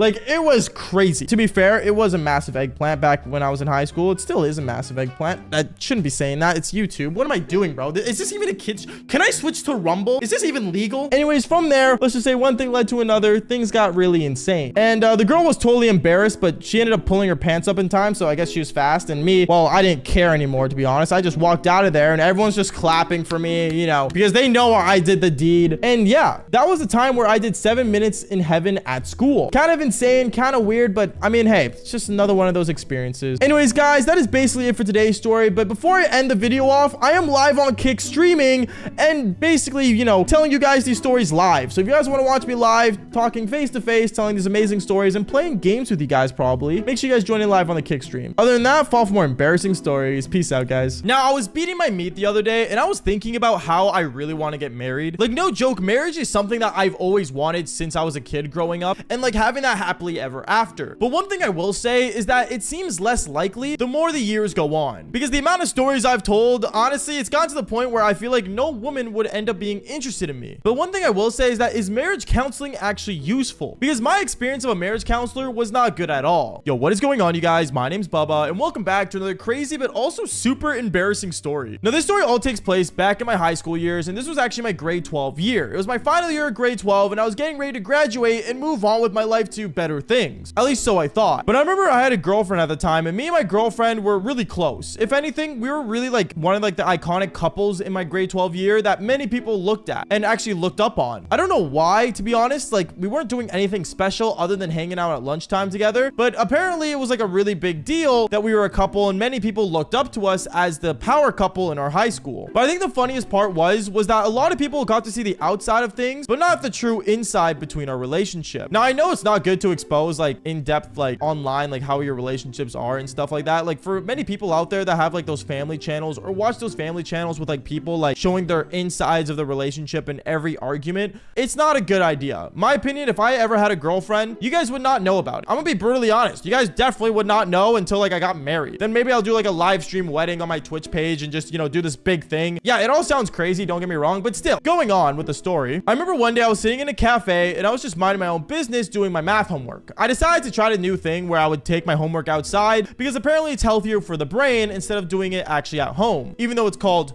homework. But I remember as I was in this cafe, I was just doing my thing, and randomly out of nowhere, my girlfriend walks in. She walks into the cafe and she looks at me and starts yelling at me in front of everyone. No joke, she looks at me and she's like, Bubba, what are you doing here? We're supposed to have dinner with my parents. Like, what is wrong with you? Yeah, no, I totally forgot. Honestly, like, is it possible to reschedule? I really got to get this math homework done. No, Bubba, like, we've been together for over like 6 months and you've been avoiding my parents for like the last 3. Like, seriously, like, it's time to meet them for once. Yeah, eventually I could. It's just, you know, today's just not the day. Okay, well, you totally just ditched out on me and my parents. You need to think about your life or you're gonna end up single for your grad. After she says that, she ends up getting up and walking away, and I felt super embarrassed because a lot of people were looking at me, totally confused on what in the world was going on. So after this happens, I consider myself leaving the cafe because I'm like, there's no way after everyone staring at me, I'm gonna stay here any longer. So I end up packing my laptop, I pack my things, and then right as I'm about to leave through the door, a lady walks up to me. Now, this lady, she looked like she was like in her mid-30s, and she actually looked pretty attractive. attractive. She had blonde hair. She was wearing like a short skirt, and like she was wearing like one of those like dress like tight shirts. Like I don't really know how to explain it, but she had a really nice outfit on. And I remember she looks over at me and she says, "Hey, is everything all right?"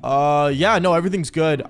Just girlfriend stuff. Oh, so she's not your wife. What? Oh, no. She's just, someone I'm seeing. Oh, well, why haven't you met her parents yet? At that moment, I realized she heard through the whole conversation, and I'm like, it's a lot more than you think. Just don't worry about it, is what I tell this lady. But then she wasn't taking no for an answer. She ends up looking at me and she's like, here, have my card. I'm a marriage counselor. And like, I work with like all types of couples, to be honest. So if you guys ever feel like talking and, having another person in the room to help you guys through your problems, just let me know. And me, I kind of like took the card, and when I walked away, I kind of started laughing because I don't know, there's something about me that just doesn't believe in therapy or counseling of any sort. Like, I think therapy and counseling is just a way to like, point something out that's right under a person's nose. Like, for example, if you can't reach the top of the fridge, the most common thing to do would be either to climb up the counter or to just grab a stepping stool. But many people just don't understand like the concept of just being able to do that and having that power to do that in the first place. So they end up just putting themselves stuck. And well, that is the point of the counselor, to make yourself unstuck by just talking through things that are literally right under your nose. I don't know if that's the best way to explain it, but that's the way I feel about it over the years of dealing with therapists and counselors. But I remember as I got home that day, I ended up sitting down and I hopped on my Xbox and I started playing games with all the guys and stuff. And I remember one of the guys, he ended up hopping on late, and he ended up hopping on, joining in the call saying, "Hey guys, sorry I'm late. I had therapy." And at that moment, it kind of just reminded me about how that woman came up to me, and I ended up asking him questions about how therapy really worked and if it actually worked for him. For him specifically, apparently it did work really well, which to be fair, I don't know how, but in my mind, I don't know, it just felt weird. So I ended up asking him, "Hey, so like, what do you think of marriage counseling?" "Marriage counseling? Bro, that's kind of crazy. I don't know. Marriage counseling's not bad. It's just like really awkward though, but I heard it does help. My parents take marriage counseling sometimes." When I heard that, I honestly didn't know what to think. Like, to be fair, taking therapy and, doing counseling is nothing to be really ashamed of. And me, I guess I was always like ashamed of being able to, go through counseling. I don't know. I ended up like kind of deciding why not. Now, the hardest part about me deciding to do that though was bringing it up to my girlfriend. And trust me, things did not go smoothly when I did. Because the next day at school, I was at my locker and my girlfriend walked up to me, still upset about the day when I didn't go to meet her parents. And when she walked up to me and she said, "So I was planning on like going on dinner with you tonight, but honestly, I think I have other plans." Kind of in a way, I guess, mocking me for ditching out on her plans with her parents. And that's when I said to her, "Hey, so like, what do you think of therapy?" She ends up like having a blank face and looking at me, and she's like, "What about it?" "Well, I don't know, like maybe it would be cool if me and you took,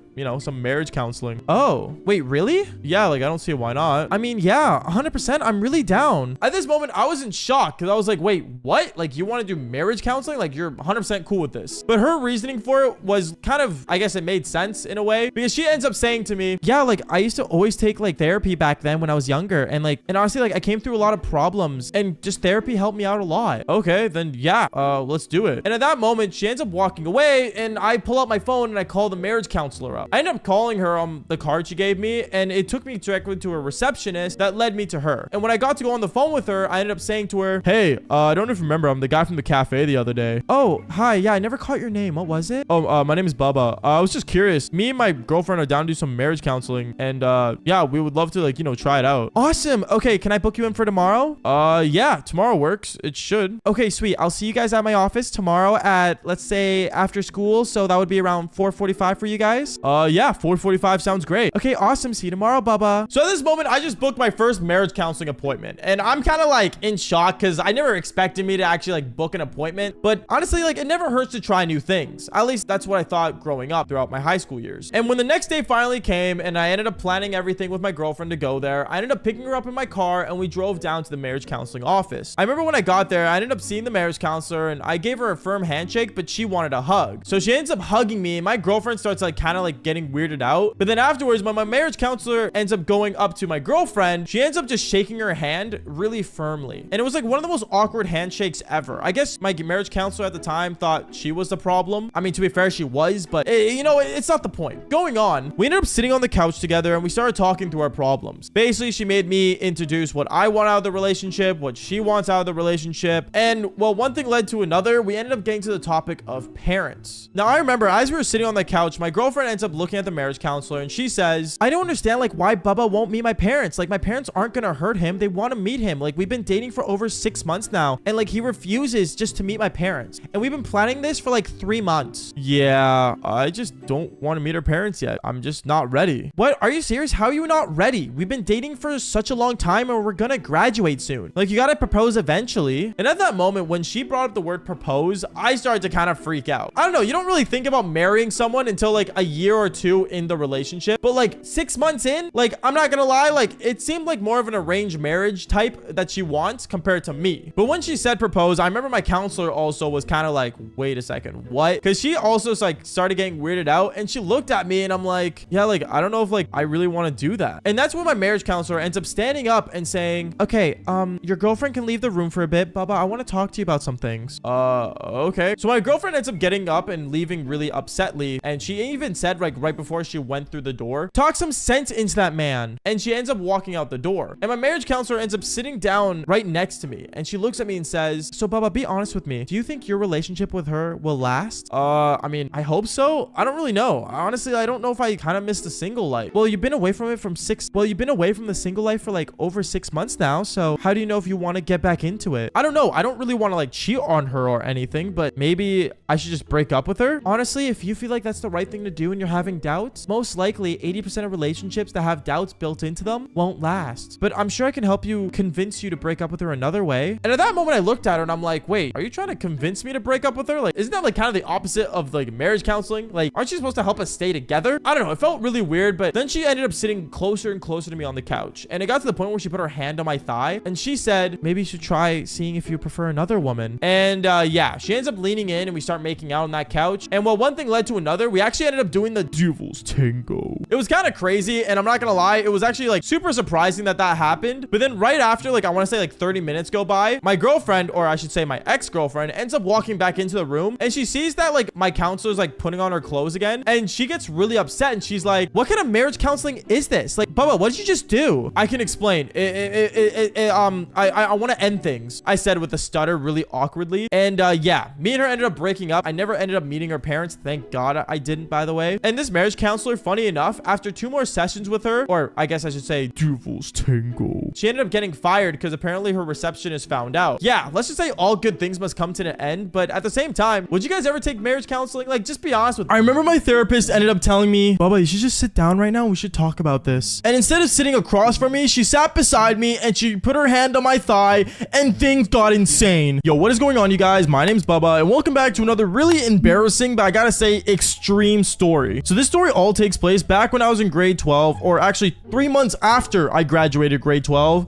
And I'm not gonna lie to you guys, I'm gonna confess the truth here. I had major anger issues. I'm not gonna lie, to this day, I feel like I still have some anger issues here and there, but honestly, I've learned to detain it down and basically calm down, I guess. And I guess one of the ways I do that is by telling these really embarrassing stories about my life. But I remember basically back when I was in grade 12, or just graduating, like I said earlier, I had major anger to the point where the way I would kind of release my anger was doing the devil's tango with other women. It wasn't to the point where I would do the devil's tango for my own satisfaction. It got to the point where I would do it just so I could let my anger out. And obviously that leads to a lot of dark stuff, and I'm not gonna lie to you, I made a video on the channel about it, but I will say this, it really made me not proud of who I was as a person, especially after high school. Because obviously after high school, when you graduate, things start to change, life really starts hitting you in a different way, and things get more serious in life. But I remember around this time, my parents really started to notice that I started getting angry more easily, and basically that led to them actually one time walking up to me in my bedroom saying, Bubba, do you think maybe it's good for you to get a therapist? Just, you know, to release yourself? What? Mom, no, I don't want to take therapy. Therapy's dumb. Now, if you guys did not know and already realized, back when I was younger, or even still actually nowadays, I'm not gonna lie to you, I don't believe therapy is real. I don't believe therapy is actually something that is useful or helpful or actually even worth putting your money into. Obviously, I don't know, many people like therapy, but for me, I was never a fan of it, because who wants to sit there just talking to a random stranger about all your issues? Like, you could do that with literally anyone. And the advice they give back is just another question that you have to deal with and make you, I guess, go to a realization. But obviously at this time, I believe therapy wasn't for me, and it still isn't. But going on with the story, I remember my mom was really convinced, and one thing led to another. She ended up opening her laptop in front of me, and she started opening up different therapy clinics to basically send me to. And me, I like basically didn't want to go because I already felt like in my mind I already had an escape to basically releasing my anger, which was me doing the devil's tango. But obviously I didn't want to tell my mom that. So I remember it got to the point where basically she ended up telling me, okay, Bubba, I booked you an appointment for this therapy. Just try it out. Just see if you enjoy it. Please, Bubba. Okay, mom, I'll do it, is what I told her. And the next day came around and me and my mom, we drove over down to this therapy clinic. Now, when we got to the place, I remember I ended up sitting down just in the waiting room when my mom went to go check me in. And I was just kind of sitting there looking at all the signs that basically, you know, have like motivational speeches on it. But me, obviously, I hated them. I ended up just looking down and I ended up going on my phone, actually playing Clash of Clans. And I remember 20 minutes went by and out of nowhere, I ended up seeing this really hot lady that was wearing a really tight skirt walk up to me and say, oh, you must be Bubba. I remember I ended up looking up to see who I was talking to, and out of nowhere, I am not joking, my jaw dropped and my eyes went wide. Like, I was mesmerized and aroused by how this girl looked. Like, she looked amazing because she was so hot.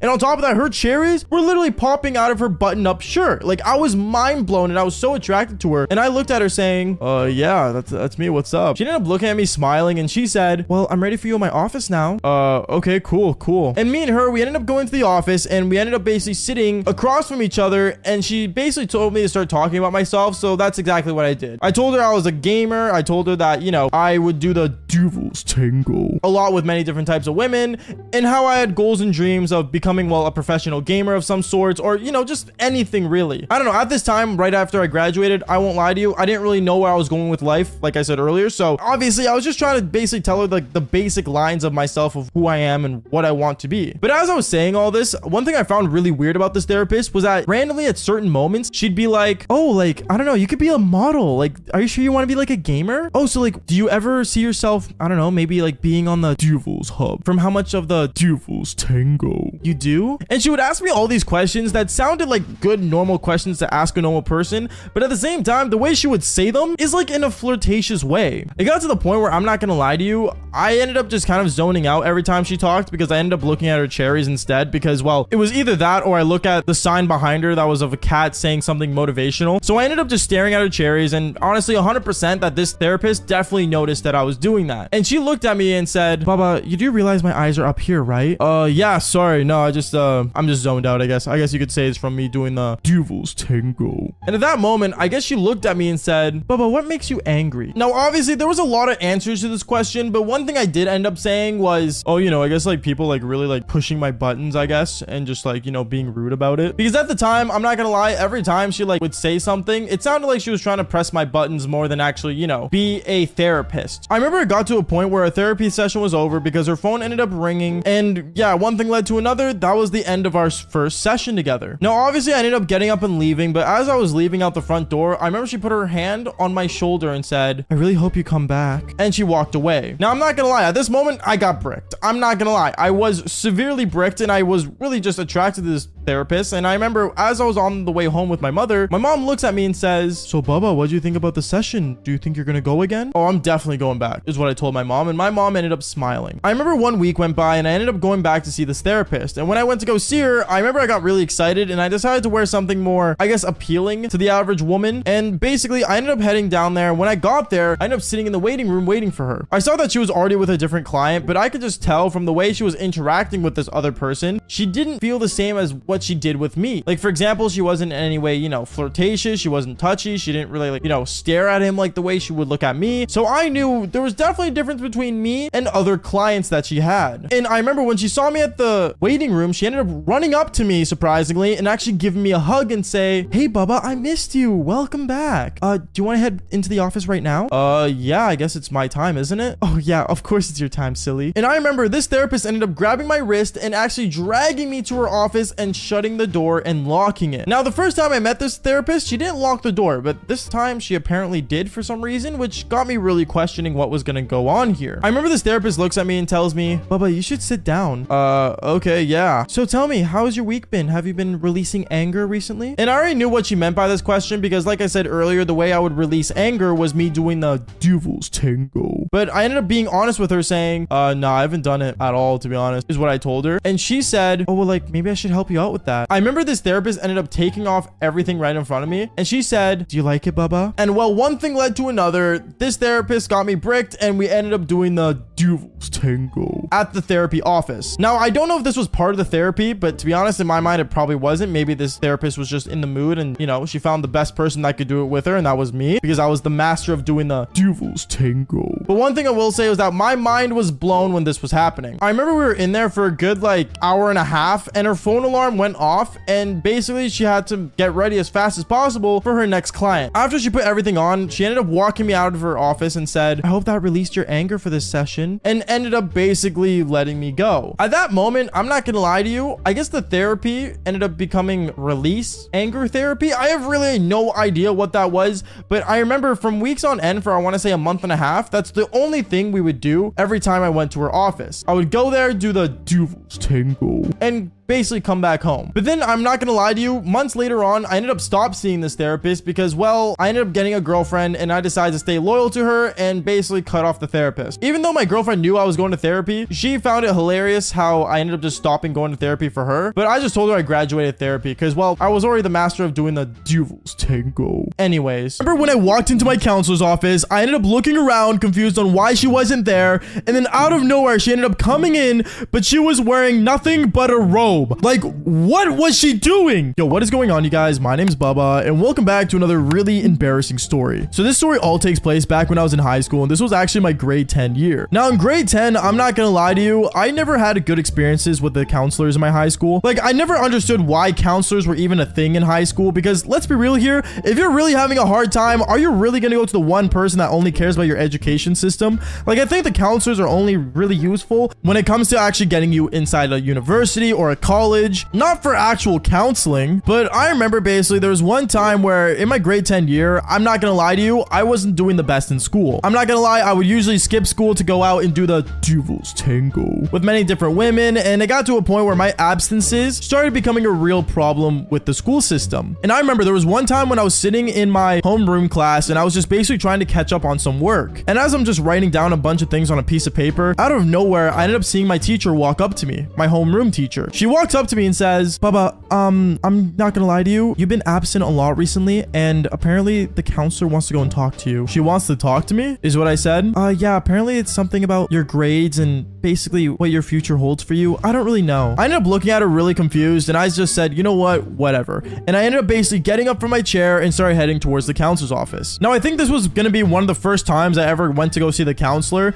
and the funny part was that the counselor that was already there in our school at the time was not one that was actually like permanently supposed to be in our school system. So I was literally about to go talk to a counselor that wasn't even supposed to be the actual counselor. Going on with the story though, I remember I ended up going to the office, and when I did, I sat down on the side, basically waiting for her to let me in. But as I was waiting, I remember someone else came out of her office, and it was a young girl. And this girl ended up coming out and started crying over and over again because apparently she got like a B in her grade. I have really no idea, but she started like sobbing and crying when she came out of that office, and I knew this was definitely going to be the end of me, until it wasn't. Because I remember what happens next, honestly, was really surprising. Because when I got up and I ended up going into her office, I ended up seeing a really hot lady sitting there with her cherries out, and she just looked really, really good. Like, I am not joking. Like, I was really surprised that a counselor was wearing a really nice, like, thin black dress. Like, she looked really, really good. And when I looked at her, I ended up having my eyes open wide, and I looked at her saying, "Hey, like, what's going on? I'm Bubba." "Hi, Bubba. Yeah, I need to talk to you. So can you just sit down with me real quick?" Yeah, sure. What's up?" I basically ended up trying to play it cool, I guess, in a way. I don't really know what kind of person says what's up to their teacher, but at the same time, if you do, I guess comment it down below. But I remember I sat down and I basically ended up saying like, "Oh, so like, what's the problem?" Yeah, so the thing is, Bubba, apparently you have a lot of absences on your attendance. Can you tell me why that is? Yeah, I don't know. I just haven't been really feeling myself lately. I don't know. I just don't want to be in school sometimes, I guess I could say. Which was a totally big lie, because there was no way I was actually going to tell the counselor that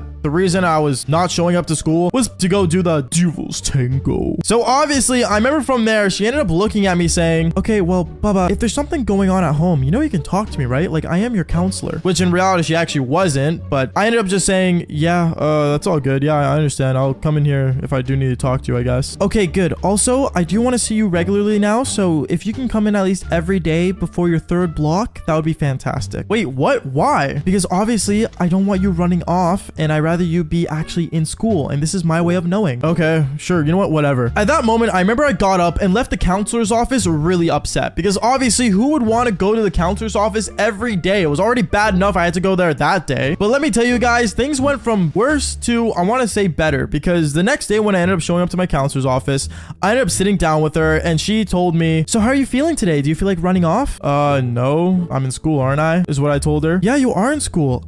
Okay, so I do have a couple questions though I want to ask you. Yeah, sure, shoot. What are they? Okay, well, first thing, how do you feel about your future? My future? Where do you see yourself going in like the next like 5 years from now? Now, I'm not gonna lie to you, at this time, I did not know what my future held for me. Like, I did not know back when I was in grade 10 that I was gonna be a YouTuber telling you the stories about my life. So I ended up looking at her saying, oh, I don't know, maybe like a businessman of some sort. So I would like to, you know, be in business, I guess. I don't really know, to be honest. I really don't have a plan. And do you feel sad that you don't have a plan? What? Why should I feel sad? And at that point, she started questioning me on things that honestly, I wasn't really sure I really knew the answers to. And if my life was actually going to be meaningful 5 years from now. Honestly, it got me really sad and really just not happy to be there. And honestly, for a counselor that's supposed to make me happy to be in school, she really did the opposite. But after when I started to feel sad, I ended up putting my head down and my counselor noticed. And she decided to stand up, sit in the chair beside me, and she put her hand on my thigh. She said, Baba, don't worry, you're still a very charming man. And honestly, you will be something one day. I promise you that. Boy, was she not wrong. But one thing I will say, damn, this counselor put her hand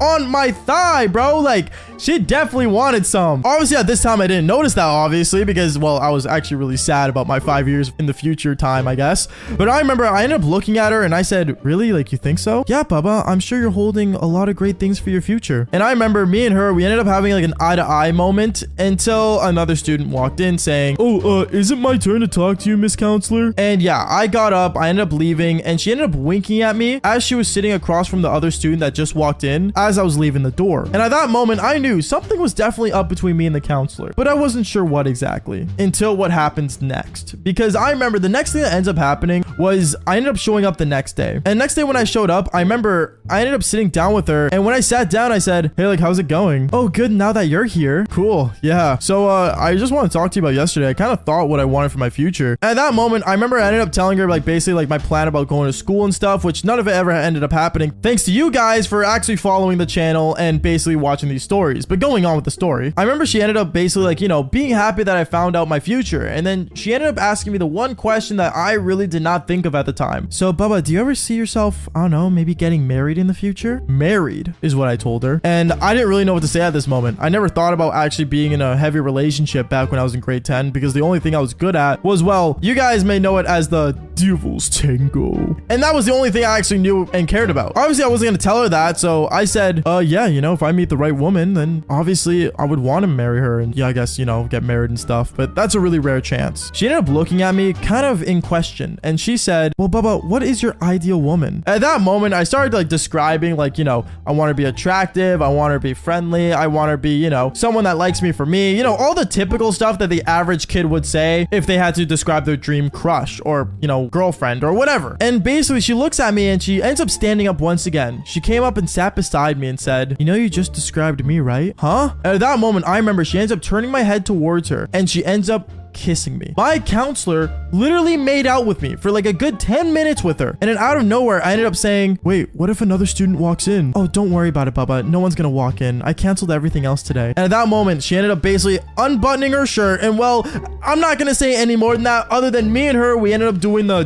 Devil's Tango. At that moment, my mind was blown. I did not realize that I just did the Devil's Tango with my counselor, but at the same time, it wasn't a surprise. Because like I said, the only thing I was good at back in high school was doing the Devil's Tango. I remember me and her would have these regular appointments of doing the Devil's Tango afterwards, and I'm not gonna lie to you, 1 month later she ended up actually leaving the school system because once again, like I said earlier in the story, she wasn't supposed to be my actual counselor. And well, I guess she took me out of like the counseling system because, well, the new counselor that came back that was supposed to be our original counselor never wanted to see me. So in a way, I guess she kind of made my school year more exciting like a counselor should have. But if you watch this story till the end, make sure you guys follow for more embarrassing stories just like this one. Peace out, guys. And I remember when me and her were both underground in the sewer, no joke, she looks over at me and and says, well, I mean, we're already down here and we're alone, so like, why not? Wait, what? And let's just say we did things that not even the Ninja Turtles would like. Yo, what is going on, you guys? My name's Bubba, and welcome back to another crazy but also super embarrassing story. So today's story all takes place back when I was in high school, and this was actually my grade 10 year. Now, in grade 10, I took a science class. If you guys don't know, it's mandatory for all students in high school to take science. And me, I never really mind science, but one thing I can say, if it gets to the point where it's dangerous, that's when I start not liking it. One thing I realized definitely for sure, though, growing up, is that I could never be a doctor as well. But besides that, I remember when I entered inside my science class, we were doing a unit where basically we were talking about global warming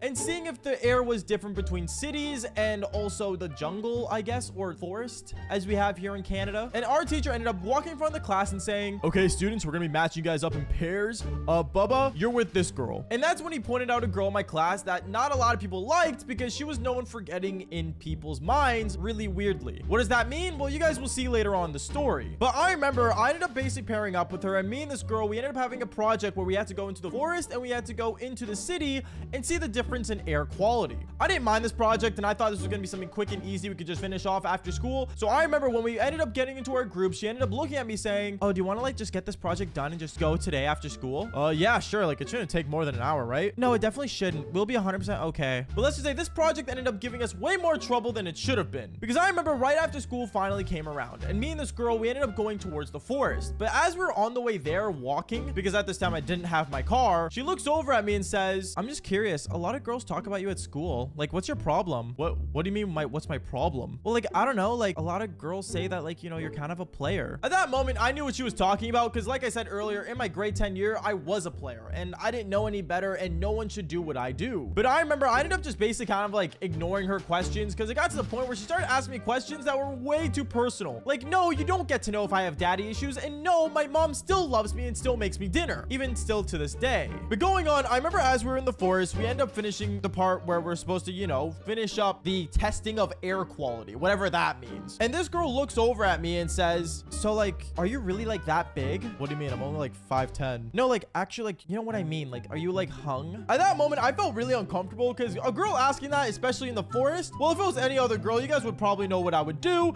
and I don't really need to say it. But at the same time, this girl I was not interested in, because once again, this girl had a really big mouth. So knowing this, I ended up basically ignoring her question, and we ended up just talking about the project like we were supposed to. But this is where things get kind of awkward, because I remember we ended up basically started heading towards the city, and from the city to the forest, it was like a 30-minute walk, not even. So as me and this girl were walking, we ended up stopping by and getting some McDonald's. Not the best choice in food, but at the same time, McDonald's, please sponsor me. I know you sponsored Kai Sinat, but I like eating food too, and also I could gain some weight. But honestly, after we finished eating, me and her, we ended up heading towards the city just to finish our project. And once we got there, I remember we ended up doing the project, we ended up finishing things up, and me and her were both exhausted. We were ready to go home and just get done with this stupid, dumb project that no one liked. Like, I'm sorry, I don't care about global warming, nor do I feel like it's real. Because, like, what? We still have seasons, don't we? And this is where everything messes up. And before I tell you guys what messed up, real quick, I just want to say you guys should definitely follow my Twitch. I stream on there almost every day, and I'm probably streaming right now as you're watching this video.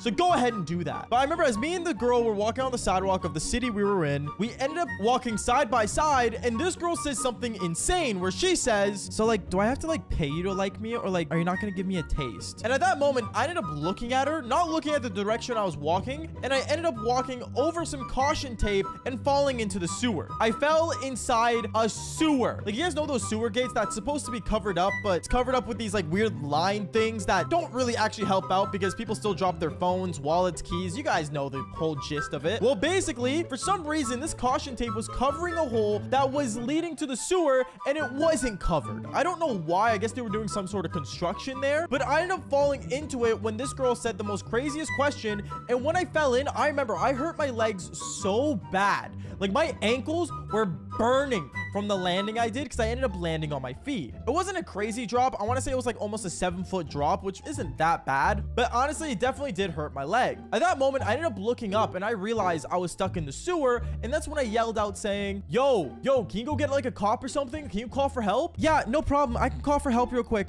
Can you throw up your phone? At that moment, I ended up looking for my phone, but at the same time, I didn't want to throw my phone up because I don't know if this girl's actually going to catch it, and I had the newest iPhone at the time, and I didn't want her to to break it. So I remember I ended up just telling her, yo, just take out your phone. Why do you need mine? I don't know. Like, I don't really have service in the city. What? At that moment, I didn't understand what's wrong with this girl or what she was even talking about. I think this girl was actually somewhat dumb, but to be fair, she was blonde, so I don't really blame her. But it got to the point where this girl started calling out saying, yo, can anyone help us? Help, my friend's stuck down there. And then what she ends up doing next is she looks into the sewer, sees me, and she ends up jumping down with me.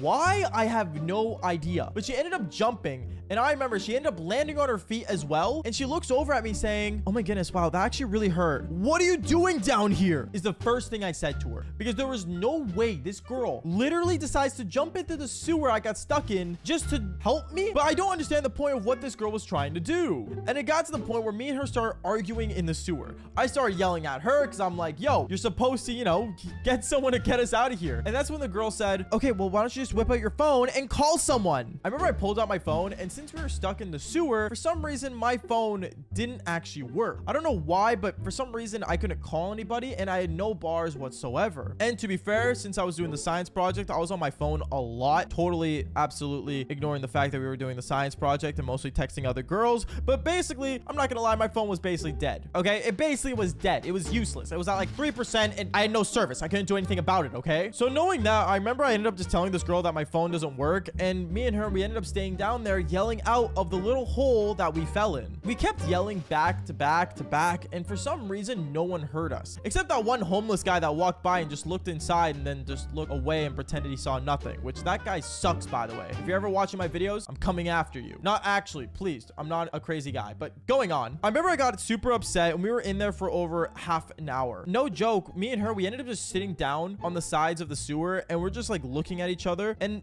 once again, I ask her, why did you jump down with me? Like, you could have went and got someone to me. Well, I didn't want you to be here alone. We're in this together. We're in this together for the science project, not for you to be in the sewer with me, is what I yelled at her. And honestly, I was really mad because I really wanted to go home that day and play some Call of Duty Black Ops 2. But clearly, for some reason, this girl had different plans and decided to get stuck in the sewer with me. Anyways, I remember like another hour went by, and we were in there for like an hour and a half. And it got to the point where I stood up and said, okay, you know what? We're going to go for a walk. Where are we going to go? We can't get out. We're going to walk into the sewer. We're gonna go see if we can find a way out. What? But it's really dark in here. Yeah, but it's fine. Our eyes will adjust, and we won't be in here for long. Maybe we can find the light at the end of the tunnel. I don't really know if that's a good idea, Bubba. No, we're gonna do it because I'd rather not do nothing than do something. So at that moment, me and this girl, we ended up getting up, and we ended up walking down the sewer line. It got to the point where it was so dark that it was actually pitch black. It's kind of weird because I thought humans could adjust to like darkness and seeing in the dark, but clearly we actually can't, especially if it's underground. And one thing I definitely realize now is that I could never be a Ninja Turtle. Like, I don't know how the Ninja Turtles do it, but like living underground for a super long time with a rat they call Master Splinter, yeah, you're totally trolling, bro. I could never live down there. So knowing that, I remember it got to the point where we decided to walk back the direction we went, and we ended up seeing the sewer crate once again. But at that moment, when we walked back to the sewer hole that we fell in, we ended up hearing a bunch of police sirens, and that's when me and this girl started yelling and screaming back to back. And then we finally saw a cop look over and say, what are you two kids doing down there?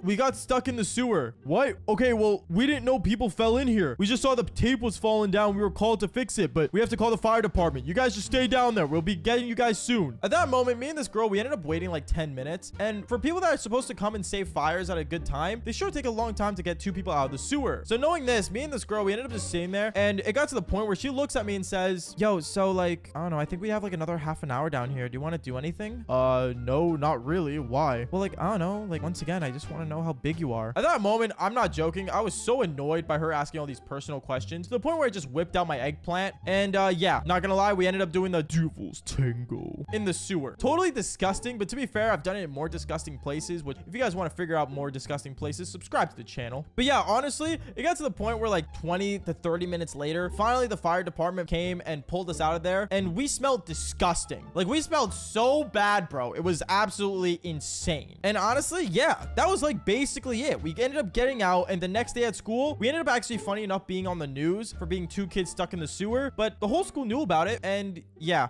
I could not stop hearing the jokes about me and the girl in the sewer. But honestly, if you guys don't believe the story is real, then follow for more embarrassing stories just like this one. Peace out. Okay, so I make a lot of stories about getting trapped into places, and I'm not gonna lie, it's never fun being trapped anywhere. But today's story is based on me getting trapped somewhere that I never expected to get trapped into. And no, this time it wasn't the girl's fault. Surprisingly, it was my teacher's fault. But before the story starts, make sure you guys do leave a like and subscribe to the channel if you haven't already. Seriously, means a lot when you guys do. And on top of that, not to mention, as you guys are watching this, I'm live on Kick streaming and also telling these stories live to you guys. So if you guys want to see my face as I tell these insane stories, go to kick.com/Bubba. Other than that, let's get straight into this. Yo, what is going on, you guys? My name's Bubba and welcome back to another insane story. So today's story takes place back when I was actually in grade 7. Now, grade 7, I'm not gonna lie, I wasn't a player. And no, I did not do the Devil's Tango in grade 7, okay? I know a lot of people think I've been doing it since birth, but that is also very illegal. Going on from there though, I remember in grade 7, my teacher one time went in front of the classroom and said, "Okay class, so today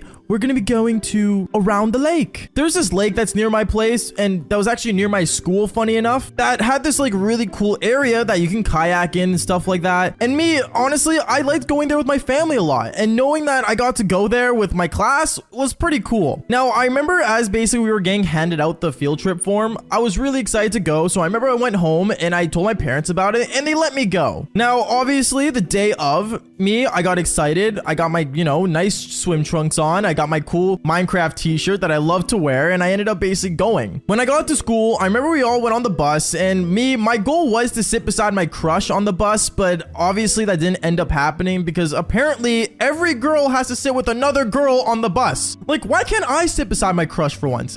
You know what? Never mind. That's not the point. Going on though, I remember I ended up trying to kind of like go near my crush and sit beside her, but I ended up getting pulled beside a guy named Billy that, I'm not gonna lie, he smells like my socks on a Sunday morning. And I'm telling you right now, I wear socks in bed, so not the best smell. Anyways, going on from there though, I remember we ended up getting to the lake, and I started getting really excited, and we all ended up basically getting ready to start kayaking. Now, the thing about kayaking is that there's many ways to do it, but since we were like, a lot younger and in grade 7, we had to get grouped up with another person because there were 2 spots on the kayak. Now, I did not know who I was going to get grouped up with. Now, back when I was in grade 7, I wasn't the coolest kid, obviously. I was mostly that nerd that ended up playing video games all day, read comic books. I don't know, I still read comic books to this day, but that's not the point. Going on, not a lot of people wanted to be partnered with me. So I remember basically the way the teacher ended up partnering us up was in a more respectful manner, is the way she put it. So I remember she came up in front of us and said, "All right, class, so right now what we're going to do is everyone's going to stand in line and I'm going to count you into your groups." I remember we all ended up going in line, basically getting ready to,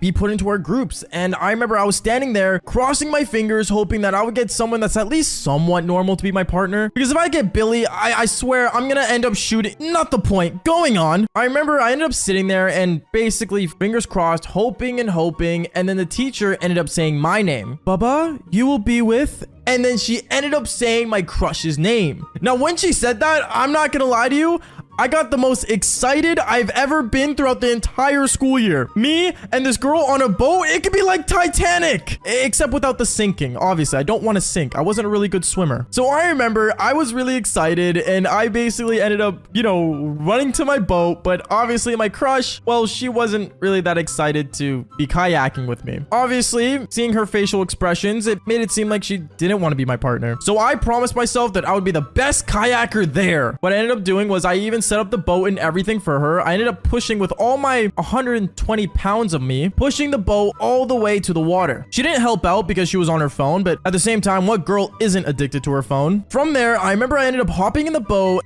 You can hop in now. Okay, whatever, is what she ended up saying. And she ended up hopping in as well. She was at the front and I was in the back. I mean, usually happens, but never mind. Going on, sorry. I remember me and her, we started kayaking. We were, rowing the whole thing, blah, blah, blah, doing the basics of what we were supposed supposed to do. But then I remember she wasn't really trying and we had to keep up with the class. So I remember I used all my might and all my soul to basically row that thing like no tomorrow. I even played row your boat in my head just so I can make sure I'm doing it right, which sounds sad, but you guys get what I mean. So I remember as I was rowing, I ended up basically looking around as well, enjoying the view as I was sweating my arms off. Like no joke, like I felt like I was sweating more than a sinner at church. It was getting super annoying, but at the same time, I mean, my crush was getting to her destination, right? So in a way, I guess it was a win-win. From there, I remember as I was rowing though, I was looking around and I saw this island. Now I saw the island and I looked back away and I ended up kept rowing. But then my crush ended up saying, Bubba, we should go to that island. It looks so good. I can get an Instagram photo there, is what I said. Yeah, like, can we go to the island? Are you sure? The class is just up there. Bubba, go to the island. Okay, is what I said. So I ended up basically rowing towards the island and my teacher was questioning where we were going. But as she kept calling my name, I kind of ignored her because obviously if my crush wants to go to the island,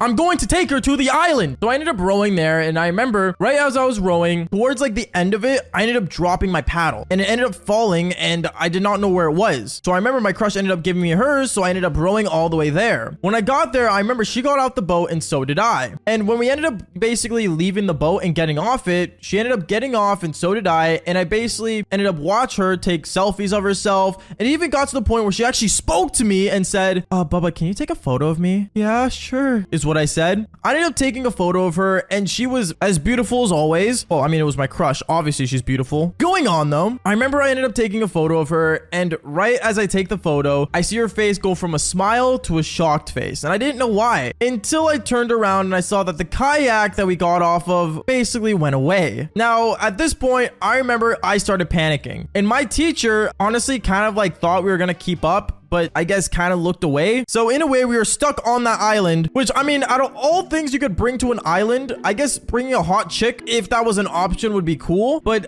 in this case, I don't think she wanted to be an option. I don't know. One thing led to another. We were stuck on there and we ended up basically sitting down and just waiting for our teachers to roll back with the class. And I remember as we were sitting there, I decided to ask my crush a question. Hey, listen, if we get in trouble for this, I don't mind taking the blame. She looks at me and says, you would do that? Yeah, I mean, why not? Me trying to be the white knight in shining armor. She looks at me and kind of like looks at me as if I'm like stupid, which I mean, fair enough. It is a stupid thing to say, but still, you know, I'm just trying to be nice. She looks at me and she just says, okay, fair enough. And she ended up going back on her phone. Yeah, wow. So much for an emotional, touching moment. Like, I don't get it. In the movies, it always happens. Why not for me? Going on though, I remember from there, basically our teacher started rowing back and our teacher saw us, you know, sitting on the island and the whole class ended up going, ooh, they're on an island. Yeah, I wish there was a reason to ooh, because there wasn't, okay? So one thing led to another. We ended up basically having to wait another like 20 minutes on there just so they can get the kayak back to us, and we ended up rowing back. And when we rowed back, I remember when we got back to the mainland, our teacher ended up walking up to me saying, okay, so Bubba, I was told that it was your fault for what happened. Can you explain? Yeah, it was my fault. I wanted to go to the island and I just wanted to check it out. It was my bad. And from there, I ended up getting in trouble. My parents were called in and I got, you know, in trouble for 2 days of staying after school and doing math homework. I was literally trapped in my crush's locker. Okay, I know this sounds crazy and I know the title sounds unrealistic, but let's be real here. Half of the stories I tell on here are unrealistic, but God knows I lived through them and they are insane. So before I do get into this story though, I just want to quickly mention you guys, leave a like and subscribe to the channel if you guys haven't already, because seriously, it means a lot when you guys do. And on top of that, did I mention that I'm currently live on Twitch as we speak? I'm literally live right now. And on top of that, did I also mention that my Fortnite girlfriend and I are making in real life content on the Bubba channel? Yeah, I highly advise you guys go check that out because seriously, that channel is going crazy. Basically, we're making these stories come to life. Literally to life. Anyways, without further ado though, let's get straight into this crazy, insane story. Yo, what is going on, you guys? My name is Bubba and welcome back to another crazy story. So today's story takes place back when I was in actually middle school, funny enough. I know I've said a lot of high school stories this week, but I do want to tell one about middle school because middle school was like core me. It was the helpless romantic Bubba. And it was like, well, a whole different era of, you know, internet time, let's just say. So I remember back when I was in middle school, I had one favorite book series that I loved to death, and it was called Diary of a Wimpy Kid. Now, in Diary of a Wimpy Kid, basically, long story short, it's about a guy named Greg Heffley trying to survive middle school, blah, blah, blah. I think we all know of it somewhat. It's one of the more relatable middle school stories ever. And I remember how in Diary of a Wimpy Kid, he had a middle school crush as well. And I remember basically one thing that me and Greg in the story really really bonded over was that middle school was crazy. And basically, I remember my middle school crush, I had a massive crush on. She was outstanding. She was amazing. And she basically saw me as a loser. Yes, she knew who I was in middle school, but she saw me more as a loser because, well, I'm not gonna lie. All I did was sit at home, play Black Ops 2, and, well, that's basically it. I wasn't known for the cool Justin Bieber haircut that everyone had. I wasn't known for being rich in any way, nor did I play hockey or lacrosse or any of those cool man sports. I was just a basic kid who played video games. Now, I know in this generation, every person plays video games. Like, it's considered cool to play video games nowadays, which blows my mind. Back when I was in middle school, it wasn't. Anyways, going on though, I remember one thing I really wanted to do was one time ask her out. And me asking a girl out, especially in my state and time, like, guys, I didn't look the greatest back in middle school. It was difficult. It was very difficult to even have the balls to walk up to her. So I remember what I ended up doing was basically planning a really romantic gesture. Sure, we'll call it that. A romantic gesture. Basically, I had an idea where it was plan ultimate ask girl out and not be creepy at all. Now, remember that plan because you guys will understand why I ended up being the total opposite of what it was supposed to be called, but it is what it is. Anyways, going on though, I remember I went up to my crush's friend and I said, hey, like, I really want to ask your friend out. I just don't know what to do. Can you please like help me and like give me opinions? She ends up looking at me. She's like, yeah, sure. Just like go up to her and like just ask her out. Don't be weird. Yeah, that wasn't happening. You think I have the balls to go do that? Are you serious right now? Yeah, no, not gonna happen. So I remember what I ended up doing was I ended up basically planning this theme where I was gonna go to her locker because our lockers were right beside each other. Funny enough, I actually made sure our lockers were right beside each other in the beginning of the school year. And basically how that went was I was literally beside her, kind of walking with her as she was choosing a locker. And right as she chose a locker, I basically slammed my lock on the one right beside it. Cringy, I know, but I mean, when you're desperate, you gotta do what you gotta do. Reminder, I was in middle school, okay? Desperate times were, well, basically anything that had to do with my feelings. So going on though, I remember basically my locker was right beside hers, and I remember I walked up to her, and basically every time I would walk up to her, I go straight to my locker to kind of avoid being awkward. And I basically was watching her put her locker combination right beside me, and I saw basically her locker combination. I wrote it down on my hand with my Sharpie that I had in my backpack, and now I had full access to my crush's locker. Now you guys are probably wondering, what the heck are you doing with that? Well, I can explain to a certain extent. You see, I remember that day I ended up going to 7-Eleven. If you guys don't know, that's like a basic convenience store. And basically I ended up picking up a bunch of candy. I got a bunch of candy from O. Henry bars to Kit Kats to Hershey's white chocolate. Like, I got it all. And I remember I put it in a little goodie bag and basically got a rose. And basically my plan was to put it in her locker. Now, this is where things get really difficult. I remember the next day of school, it was lunchtime. And during lunch, I remember I went into her locker and I started putting the combination down. But right as I opened her locker fully, I see her walking down the hallway with her group of friends on the way back to her locker. I was panicking. I was freaking out. I'm like, oh no, she's literally gonna see me here with her locker open. I'm gonna get exposed. So what was my initial plan? Well, originally some people would think it was just to be locking it again and pretend it never happened. But nope, not for me. I ended up actually going into her locker, shoving myself in there and literally closing the locker. Now, you guys are probably wondering, how the hell did you put the lock on? Well, luckily enough, my friend was right beside me at the time helping me with this special mission, and he locked the locker on me. Yeah, I didn't expect him to do that, but he ended up doing that. He literally locked the locker when I was inside of it. Are you serious right now? That was my first thought. And I remember I was panicking. I'm like, dude, I'm literally stuck in my crush's locker. It smells nice in here, but I'm gonna die. Yeah, I had no idea what to do at that moment. I was panicking. I was freaking out. And I'm not gonna lie, I think I was losing oxygen. I'm not gonna lie. I think I was going psychotic in there. But basically, I remember my crush was walking through, and I remember I was looking through the locker slits to see where she was. And basically, funny enough, she didn't even enter the locker. She went into a different classroom. She didn't even go inside her locker. And I was like, what? Are you serious? She didn't even go inside the locker? What? I was so confused. And then I remember when I was looking around her locker, there was nothing there. There was literally nothing. There was no backpack. There was no jacket. There was not even textbook. So that came to my mind, and I'm like, oh wait, she definitely, and I mean definitely, was getting ready to go home early. Because one thing I forgot was that she had a doctor's appointment. Man, I don't know what I was thinking. I was so dumb back in that day. So what I did was I got my phone out, and my phone was almost dead. I think it was because I was watching Jacksepticeye throughout the entire school year, sitting on my phone for like 20 minutes watching Jacksepticeye. And knowing me, back when I had a phone, it was a really garbage phone. It had like this battery drain issue. I don't know. So what I did was I was sitting in there panicking, freaking out, same old, and my phone died. So I had no phone, the locker was empty, and basically the school day was gonna end. I ended up missing 2 of my classes, and my teacher thought I was missing for some reason. I don't know. Technically I was, but going on. I remember what ended up happening happening was that I was sitting in there waiting, being patient and hoping something would happen. And something did happen. Her friend ended up coming out of the classroom and going to her locker, and she basically unlocked her locker because I guess girls just share locker combinations just like that. I don't know. And when she opened the locker, I came out of it gasping for air going, oh my God. And I remember her scream of her yelling and freaking out was insane. She was literally like, oh my goodness, like, what are you doing in there? Like, Baba, are you serious? What was that, a prank? Yeah, I was sweating like Godzilla. Like, I was crying, dude. I did not want to be in there anymore. And I remember I told her, I was, and when she looked at what was inside the goodie bag I had, she saw melted chocolate and a dead rose. Yeah, who knew? Roses needed oxygen like humans. And, yeah, that's basically it for today's story. Honestly, my opinion, don't ever go into your crush's locker. And before you guys say anything, what happened to my crush? Well, she never ended up finding out. I luckily paid her $5 of my lunch money to keep her friend quiet. Anyways, guys, that is basically it for today's story. So make sure you guys do leave a like and subscribe to the channel if you guys haven't already. And on top of that, did I mention that I am currently live on Twitch? Once again, go check it out. Links in the description down below. And like I always say, fall for more embarrassing stories. All right, peace out, guys. Also follow my Instagram.